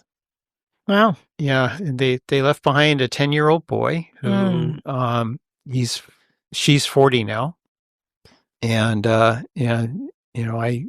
reached out to her not too long ago because she lives in Southern California, not too far from where the fires are. And so it's like I have this story that could top anything that you could ever tell me in terms of possibly losing somebody on a motorcycle. And yet, I think my brother would, of all people, would understand more, as much as anybody else, why I ride and why I continue to ride. Because it's living. Mm-hmm. It really is. And I think it's important so I guess the way I think about it is, like I was saying, when I hear the story, is I listen politely, bite my tongue, and then just say, it's a risk. I manage it. And to me, it's important. It's an important part of my life that I'm willing to do. And there's lots of way stupider ways to die than riding a motorcycle. One could also say, when you have somebody close to you, like Neil, your brother, and Emma, you had somebody close to you died on a bike, that to continue riding, you're riding for them. Right. Absolutely. And I'm still traumatized from losing my friend 50 years ago. I mean, I was talking about it earlier. It's the only time I've ever cried on the show, because I'm still traumatized from it 50 years later. But I can't ever imagine a time when I'd stopped riding a motorcycle because of it. No, if anything, for me, the people that I know who've died, I think of them to remind me to back off a little sometimes. Slow down a little sometimes. Oh, God, no. And for me, it's not them, it's the family and community that have to deal with it. And as somebody who was the family and community dealt with the aftermath, then I go, oh, just dial it back a little. Just dial it back a little. That's how I Oh, hell no. use that. I was honking along at 148 miles an hour on Highway 1 yesterday. There's a stretch when you go past Bixby Bridge, and before you actually just go inland a bit and you're heading towards the River Inn, it's a beautiful, long, straight stretch, and there's no intersections, and I'm just like, oh, let's go. Yeah. And I'd just done a service on Rufus, and he had his valve clearances done and brand new oil like, oh, let's go. And it was just, God, It's glorious. God, it was so good. Yeah. Nice. Well, thank you for sharing that. And it didn't bring it down. I mean, I like when we get a little real and talk about stuff. Yeah, I mean, it's, but we all, I think, life's a risk. I mean, good Lord. Yeah, but when people do that to me, my deflection is to just talk about mountain bikes, the death traps. Right. Yeah. Right. All right, so we've got some emails to read. Now, Scottie and Neil, I haven't assigned you your emails yet. Uh-oh. That's because you know the rule here that you have to use the accent of the person. The accent is from Ooh. French. So Ring. now, I'm gonna steal one of Bagel's. emails. All right. I'm gonna ask you which one of you can do a British accent, Definitely Neil. Okay. and which I'm one can volunteering do you. a Southern accent. Yeah, I can do that. What? British accent? No, I can't do that. I don't know. I'll give Right, either one a shot. I did who Mary can take Kay the with last time British? she wrote That's in. the British one. Yeah, Mary That's Kay. that's the one I'll from. And that's do a a murderous- Southern. This is in honor of me going to So, the UK in a couple Bagel, of months. we're so- going to start yeah. with you, and you're going to be reading the one titled George the Greek from our Oh, friend goodness. Stephanie. This is all caps. I mean, that means All you have right. to shout the whole time, right? So I have an email here from Stephanie Feld, Hey, Stephanie. and she writes, "Hello, Misfits. Hello, Stephanie. Last week, Bagel read an email from George the Greek, now in the Netherlands, who has found out how difficult it is to make a living restoring motorcycles. Emma's advice was start changing tires and fixing bikes instead of just restoring them. You won't make a lot of money, but you can at least make a living. I have been in the motorcycle industry for over 40 years. From 2005 to 2008, I was a road rep for Drag Specialties, working in Delaware and Maryland. I had quite a few customers who were custom bike builders and felt that they were above such menial work as changing tires. I kept telling them the custom bike craze is about to fold. Oh, yes. Get yourself known as a place that actually fixes motorcycles, and you might be able to stay in business. Start thinking about meat and potatoes like tires and batteries There you instead go. of building fancy show bikes. Of course, I was just a woman, so what did I know? A few shops did as I suggested, and they did stay open. Most of them, however, knew better and are now long gone. Emma's right, as usual. Oh, thank you, Stephanie. And unfortunately, it's absolutely true. By the way, I love Bagel's accents. I wish I had a good one so he could read me in one of those, but I'm just a transplanted Wisconsinite. Thanks. Here's to an early spring. Right now, it's snowing like hell in eastern Pennsylvania. What happened to global warming? Stephanie from Bikes Built Better, Horsham, PA. Right. Nailed it, Bagel. And, I think well done. and once again, Stephanie really drove it home. The one thing about the motorcycle industry that I say to people is it will make a monkey out of you very, very quickly. There's no place for ego. There's no place for, I am too good to do that in the motorcycle industry. You've got to do it all. And if that means getting down on your hands and knees with a set of tire irons because your motorcycle tire machine's broken again, you just do it. Because you don't want to use the Rabaconda that I paid a lot of money for. Ain't that the truth? Jeez. All right, read your short one first, Emma. Oh, the shorty one. Shorty one. Let's have a look. Oh, this is from Michael Dawn. Hey, Michael. Happy Sunday, Misfits. Thanks for the podcast from AIM and the One Show Report.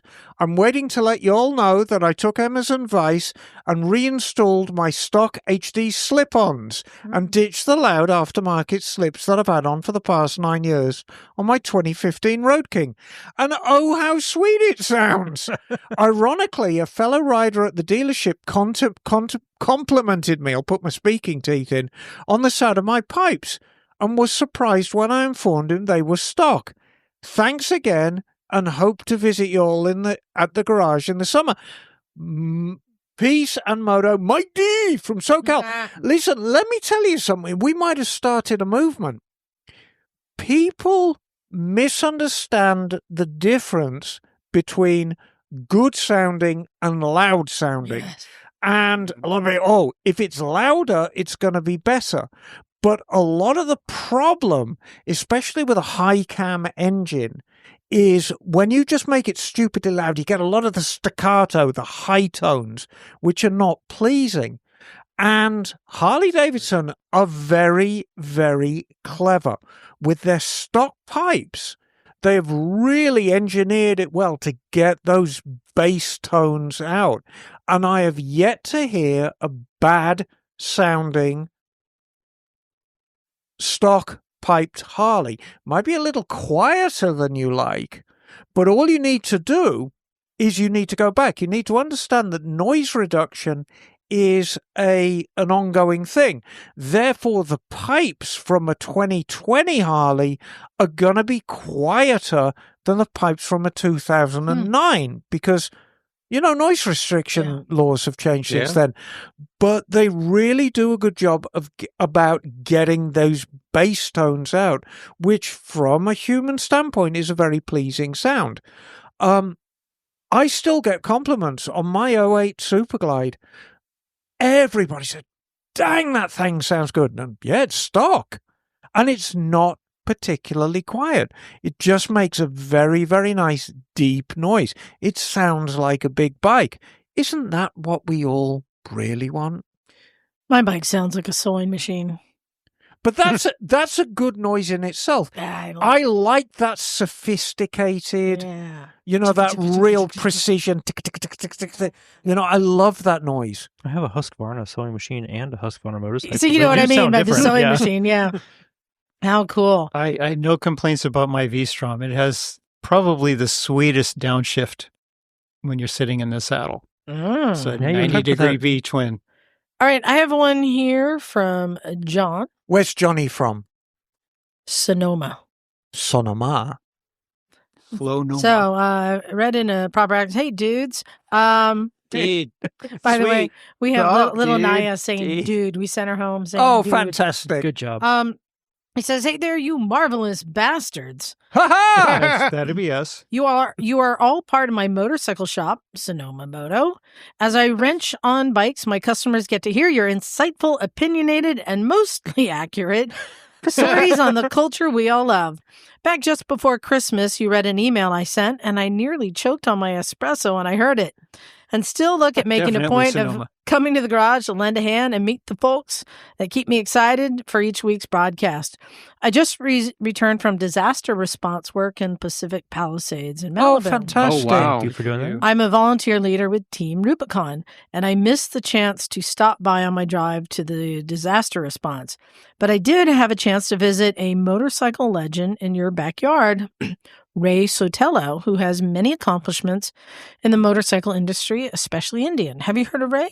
No. Neither have I. He says, I wanted to visit him as I am still living a dream, as I'm the lucky recipient of a totally awesome custom Indian Scout glide that I won in the raffle for the annual charity Hope Motorcycle Rally. Wow. Nice.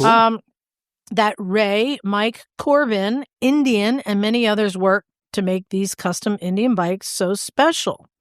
I cannot even begin to tell you how much Ray and this team have impacted my life. So I'm sending you a link to an interview so you can all have the same joy I get, excuse me, when we listen to your collective stories on the motorcycle industry. So you can listen to the interview. This is Ray, R-E-Y, S-O-T-E-L-O. I think you can look for it there. Yeah, I found it. And he says, I am deployed again for fire and flood responses and look forward to the time I get to listen to your collective discussions as I get to help motorcycle and scooter owners enjoy the time riding while I turn them onto your podcast. Thank you all for making the job I already love even more special. Hopefully my time slicing between wrenching on motorcycles and supervising disaster responses allows me time to join you all and help in the garage someday. I wish you all the same joy you felt the first time you got on a motorcycle every time you ride. From John at Sonoma Moto. Thanks, John. John, thank you so much. I got some things I want to say. Thank you for turning me on Array. I'll check it out. Now, he said it's, I'm assuming that this is Hollister Indian. Oh, which yeah. we visited. So I just looked him up. and right yeah, next it's to Gilroy right? area. Yeah, right next to Mike Corbin. And they do some of the nicest paint jobs I've ever seen. In fact, my friend Portia has the most beautiful bike I have ever seen. And I've seen a lot of custom bikes, but like the gold and the paint and the patterns and like not too much, but classy. And they do really high-end work. So thank you for turning me on to that. And also, I just want to say, John, since you're going down to Southern California, you're working with people who probably lost stuff, put out the word if you can. We still have our offer for anyone who lost their gear in the fire. Send us an email at motorcyclesandmisfits@gmail.com. Let us know what kind of gear you need, what sizes. And if we have it, I'll put it in a box and ship it to you, no cost. And the thing is, we've had more people dropping off gear to hopefully to send people. Like people want to keep giving us more gear for this cause, but we haven't had anyone else reach out to us yet. So yeah, John, please let people know about our offer. Thank you very much. I mean, to be fair, people probably have more pressing priorities, Yes. but yeah, if there is a need, we definitely want to step up. Oh, it's an aspirational thing. You get your gear, and it gives you planning for the future when you can get your bike going again or get a different bike, and yeah, it gets you one step closer. It's like me, I didn't have a bike, and I got a helmet, and that put me down the road of eventually getting a bike. And honestly, when you're a rider and you suffer a loss like that, it can feel really just overwhelming to just even think about getting back to where you were. And if we can help just with gear to help you get that much closer, I think that's a great thing. Yeah, just last weekend I was down in Southern California, stopped down at the Rock Store because I was in that neighborhood, and got to meet somebody who was riding a friend's bike, and it was the first time he'd been on a bike since his stuff had all burned up. Yeah, so that stuff does exist down there. Renewal.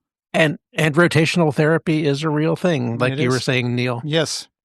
Good All right. for the cabeza. I'm saving the bests for last. I want to see how y'all do with your Oh, my accent. So word. Emma, you have another person who reached out who needs some help, and maybe does S100 come into play here? I'm just wondering. It could.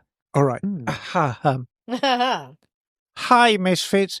Daniel here from sunny Queensland, Australia. here we go. I'm hoping, amongst all your experience, you can offer me some advice. I have a 2011 Kawasaki ER6N with some surface spotty rust on the forks possums. Is there any way to clean this rust without damaging the chrome? Or is my only option new fork tubes, plenty of conflicting information online, and hoping there's a cost-effective solution, darlings? Attached to some pictures of my love as well as said rust. Appreciate you guys. Dame Dan Everidge, Queensland, Australia. Thank you, Possum. What a lovely email. Very well done, Emma. Thank you, So darling. they sent some pictures. Yeah, posts up. so Dan sent me some pictures, and here's the thing. I'm going to give you the straight dope on forks. Oh no. Yeah. Which part of the fork is it on? Oh, it's the stanchions. So Yeah. once they actually start getting a bit rusted, they are very, very hard to bring back. And we're going to go into the actual mechanics of what happens. So once you get a rust pip on the forks, it acts like a little knife. and it cuts the seal, the fork fluid comes out and it's all a terrible mess. So, my solution for cleaning up the forks, and it's something you can try. Sometimes it's going to work, sometimes it won't. So the first thing you've got to do is actually address what you're dealing with. So if you've got any fingernails left, actually run them up and down over the pits so you can actually feel the sharpness. So you understand that this is what's going to damage the seals. What my method is... Did you have them start by like WD-40 and removing? No. I some of it's small. Some of them are small. So what I actually do, and I've got a specific tool for this, go into the kitchen and get your mum or your girlfriend or your wife's best paring knife. And what a paring knife is, it's a knife that you'd use to kind of cut up apples or stuff like that. We did a whole episode on cool tools from the kitchen. I don't think you mentioned this, did you? So a paring knife is about 6 inches long, and I like them because they're very, very sharp, and they're small and they're easy to manage. And it's a smooth blade, right? It's that's the key. Yeah.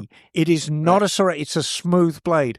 And what you're going to do is you are going to hold that paring knife at as low at an angle as possible to your fork. I mean, literally lay it flat against the fork and then just lift it up a few degrees and then run it up and down over the pit and take the chunk out of the pit. So the motion you're doing there looks like you're holding on to both the tip and the handle. You at the are same time. indeed, So because you want that control. You want your left hand on the tip of the blade, you want your right hand on the wooden handle, and just push it up over the pit at a very, very low angle. I want to be clear. So perpendicular to the travel of the fork. Right? Absolutely. Basically, the direction, you want to go in the direction that the fork seal goes up and down. So I want to be clear. You're saying you need to grab not just the tip, but the tip and the shaft. And the shaft. Okay. Yes, you do. Both hands. So that's going to take the chunk of the pip off. And then once again, when you've taken that chunk of the rust spot off, then go with your fingernail and make sure you feel it smooth. And then you can just finish off with like 1500 grip sandpaper. And the sandpaper, you don't need to go up and down. You can actually go across. And that's about it. It ain't going to be pretty. It's only going to last as long as you can stop the rust coming back. You know, the solution are new fork legs, but who can afford them? Well, let's talk about real quick. What's the repercussions of just cleaning it up but still having some pitting? Well, if you have sharp pitting itself isn't a problem. Sharp pitting is. Pitting inherently does not destroy forks. The pitting isn't going to hold the oil so that when the fork seal goes past it and then goes beyond it, the oil's going to spurt out. That's not what pitting does. What is going to destroy the fork seal is sharp pitting.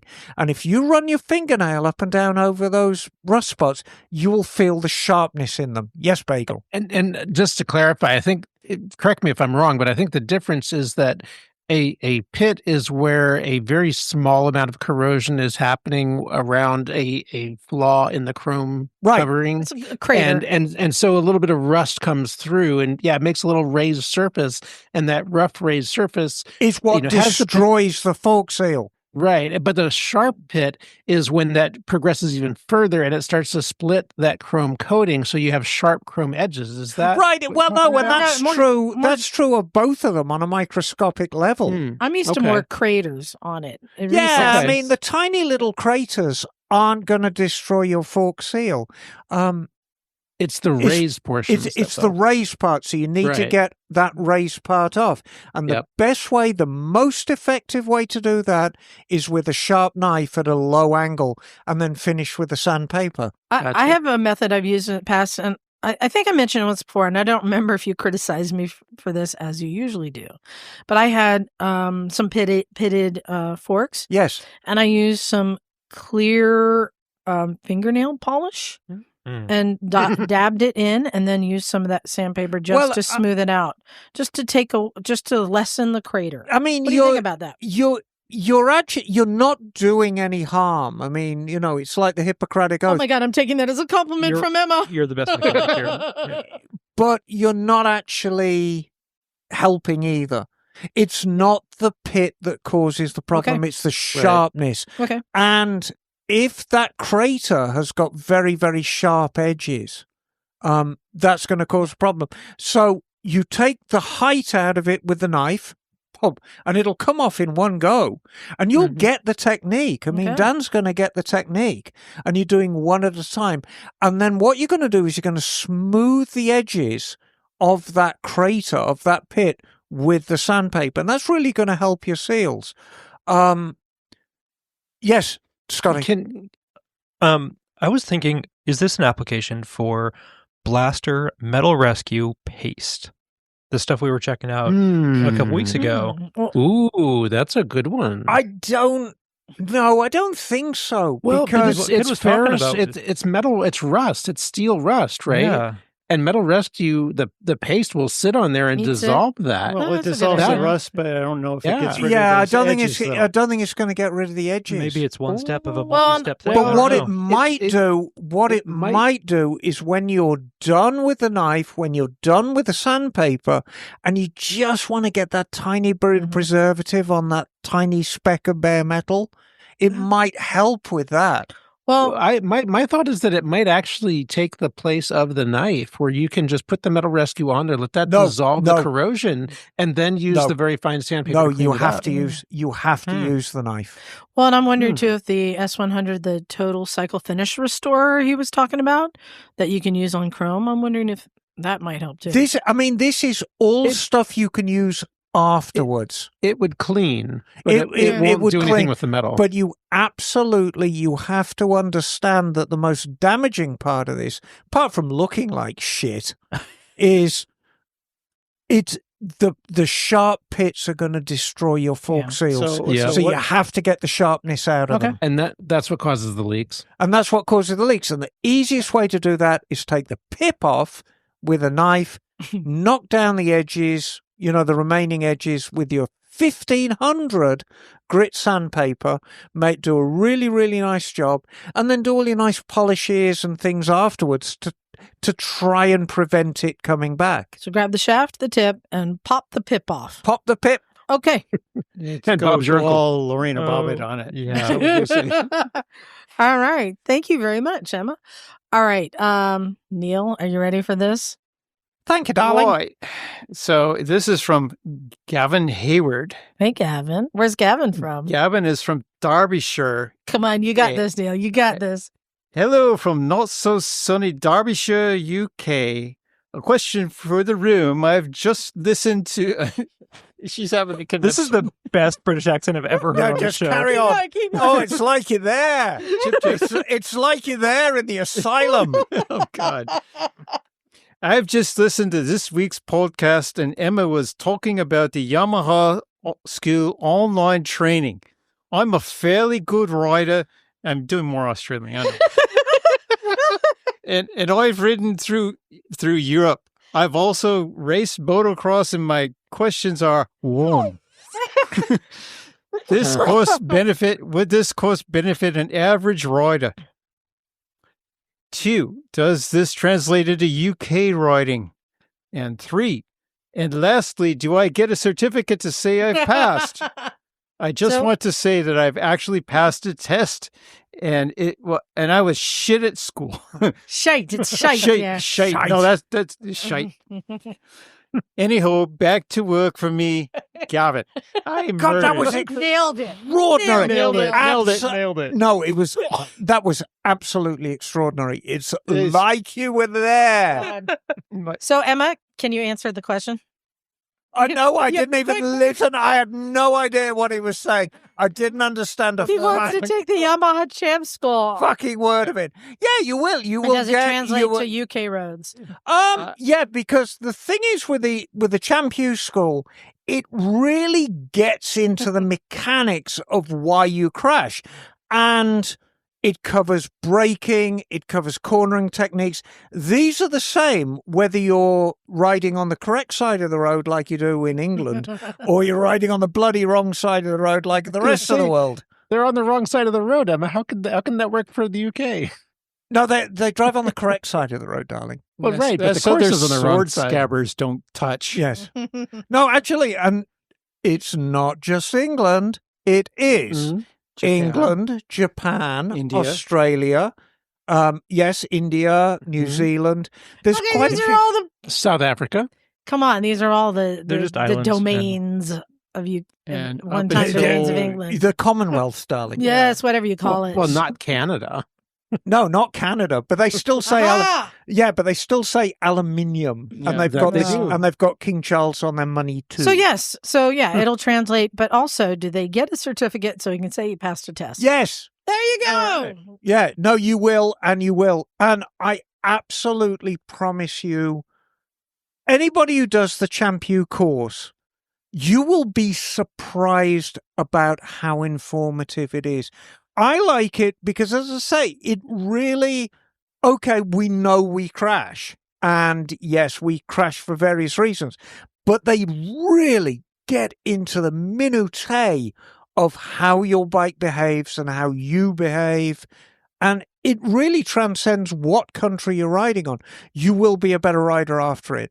And yeah, stick with it. I mean, I was pretty shit at school as well. Well, and for the same reason, that's why I didn't tell you, but next week we have a therapist coming in to get into the minutiae. Of my brain. Yes. Of how Fantastic. Emma Therapist. functions.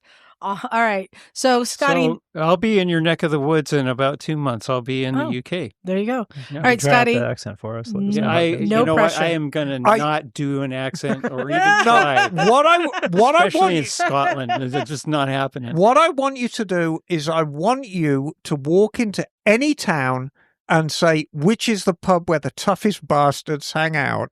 Walk into that pub and talk with that accent. No, and you I just- guarantee you'll make friends immediately. You just walk in and I'm say, sure. cheerio, pip, pip. chip, chip, Yeah, no. cheerio, pip, pip, you wanker. Yeah. All right. No posh accent. That's Scottie. for Oh, sure. that was What do you have Oh there? my word. Hello, Misfits. My motorcycling friends call me Easy Money, or just Hey. Easy. Hey, easy. And I'm currently in North Alabama, Come on. You near, can do it. near Get that. Rocket City, aka Huntsville. Right, there you go. To be honest, Been I'm from there. the Mississippi Gulf Coast, and Oh, my yeah. accent is less Southern drawl and more Nolans slang. Hey, easy. How you mama and them? I've been riding since 2021 when I got my first motorcycle license. And my first motorcycle, no, not license, just motorcycle, a 2006 Kawasaki Vulcan 1600 Classic. Ooh. Since then, I've had a 1993 Harley-Davidson Softail Custom, which eventually was traded for my current bike, a 2007 Harley-Davidson Dyna Wide Glide. Oh, yes, that's a lovely. There's also a 2003 Honda Shadow Sabre 1100 for sale in my garage. Mm. So now we know so far my experience has been in riding only on V-twin cruisers, and I'm looking to change up and add a little variety and experience in my life. Get a V-Strom. It's a V-twin. That's a V-twin. It is a V-twin, but it's a 90-degree V-twin. Different beast. I've thought about trying anything from sports bikes to dual sports, but I don't know what I want to add to the garage. I can tell him exactly. I'm a pretty big guy, Mm, Yep. mm-hmm. about 6'1", Yep. and we'll just say heavy. Yep. I ultimately taught myself how to ride from just experience of riding bicycles, driving manual cars, and YouTube videos, which has served me well except for one literal fender bender within my first few months of riding on the Vulcan. I don't have money for the bike currently, and I'm ultimately just wondering where I should start looking on the used bike market. Okay. Thank you, Caleb. Caleb. Easy. Okay, Caleb. Buy yourself a 1250 Bandit. Oh my God. What do you mean, oh my God? Yeah. Okay. Oh, so, All right. so basically a 1250 Bandit is a 150 horsepower across the frame 4 with a sit upright riding position. plenty of room. It's a completely different experience from a V-twin. They're just delightful bikes. It'll get you into trouble right quick. It'll get you out of trouble right quick. My prediction is it will become your favorite bike very, very quickly. However, congratulations on trading a Softail for a Dyna. That is a step in the right direction. Well done, mate. All right. I have my own recommendation. And yes, I bet it's terrible. as sport bikes go, that's not a bad idea. I mean, Well, he's a big man. He's a big man. Right. You don't want him hunching over. Right. But I'm going to go somewhere I don't think you'd expect to put someone of his size, but he's going to have a lot of fun. I'm going to say a supermoto, and specifically, hear me out. That's a good I'm way thinking to go. about the KTM 690 SM. Yes. Lots of power for any size person, but lots of flickability. Oh, don't deny him the 4, darling. Oh, no, Don't deny him the 4-cylinder. That's what I say. You want to really have fun on something, and you just rip with reckless abandon. Get on a 690 SM. Wow. It's very close to where I was going with this thing, too. It'll end in tears. Yeah. It was obviously Caleb's had a lot of fun on some pretty big displacement bikes, but he's looking for something a little different. And I was going for a single cylinder also, thinking something in that 650-ish range, single cylinder, sort of dual sporty thing. He's got plenty of leg length to get over just about anything. And it's going to be such a different experience than all of the stuff he's familiar with. And especially that flickability, that sort of torquiness down low is just a different thing. Oh, I yeah. stand by my recommendation. Get a 1050 XT V-Strom and be happy. Ride So the there you snot go. out of it. You got quite a bit of suggestions, but I think that the thing they all have in common is they've got plenty of power to get the job done. Yeah. They're going to be different styles, and a lot of people have never ridden a supermoto. Yeah. Supermoto's That is a great idea. Quite a thrill, and that's why I thought 690. Even if every now and then you see, I think it was a 640 SM pop up, a used one. Yeah. So anyway, If price were no object, if he likes Harleys, he should seriously consider a Pan America. That's another one. Yeah, that's a Price big- is an object I need to talk about. yeah, that is a big thing. Yeah. Well, It won't be with a V-Strom. Very affordable. thank you very much, Neil. You're welcome. Well, that wraps up the emails. Got 2 quick announcements. I still have some shirts left. You know, I'm blowing out the unnamed rider shirts. I'm down to large and extra large, only $10 plus shipping. Oh, it's a bargain. $10 plus shipping. They're really soft and nice. Like, that's a good buck just for a t-shirt. Yeah. So I'm just blowing them out because I'm working on designing the next one. So motorcyclesandmisfits.com, and you can go to our store, check that out. And the last thing, I'm going to just tease out something that this is a new project I'm working on. Teasy Weezy. And I'm only going to say that I'm starting to work again on a global event for 2026. That's going to be different than anything else. Ooh. Something completely new. So as it's being developed, I'll share some more. But right now, just I've got something I'm working on that I'm really excited about that I hope to share more soon. Is there a Guinness record involved? I don't know that what we're doing has ever been done anywhere else before. Maybe I like talk to drinking Guinness. So we'll see. While listening to records. But you Guinness know for what? strength. Go to motorcyclesandmisfits.com. You'll find the links to our store, To everything. events where we've been, where we're going. Scottie, do you want to come to the one show in Portland with me? I think that's the next thing up. I don't know. I don't have it on my calendar. Well, you got to look at your calendar. Are you driving later?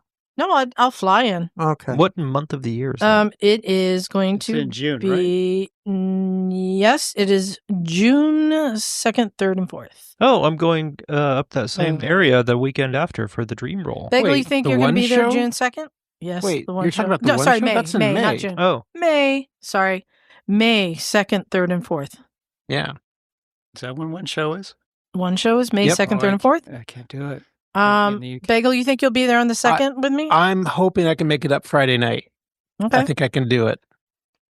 Scottie, hopefully, now that you've gotten the taste. No, I'm really fired up for this next mountain hare adventure fiasco that Jim and some friends are planning. Oh, God. We're gonna go do hooligan shit in Nevada. Have fun. Yeah. I think that's it. Thank you, everyone. Our listeners are great. And also, I want to just put in that request again. Tell people about us. And if you have not yet, leave a review, please, on whatever listening device you use, whatever platform you use, to help more people find out about us. That's all I ask. And yeah, if you are, and you know, you didn't say, if you also live in an area and have lost your gear, maybe to a flood, like in North Carolina, the same offer applies to you. Let us know, and we'll send you whatever gear we got. I think that's time to wrap it up. Thank you, Patreon. You're the best. Love you guys. You guys ready to get out of here? We are. Let's go. We are. All right. Thank you, everyone. We're getting out of here. This is Liza. Emma, darling. It's Neil. Scottie. Bagel. And we are out of here. Cool.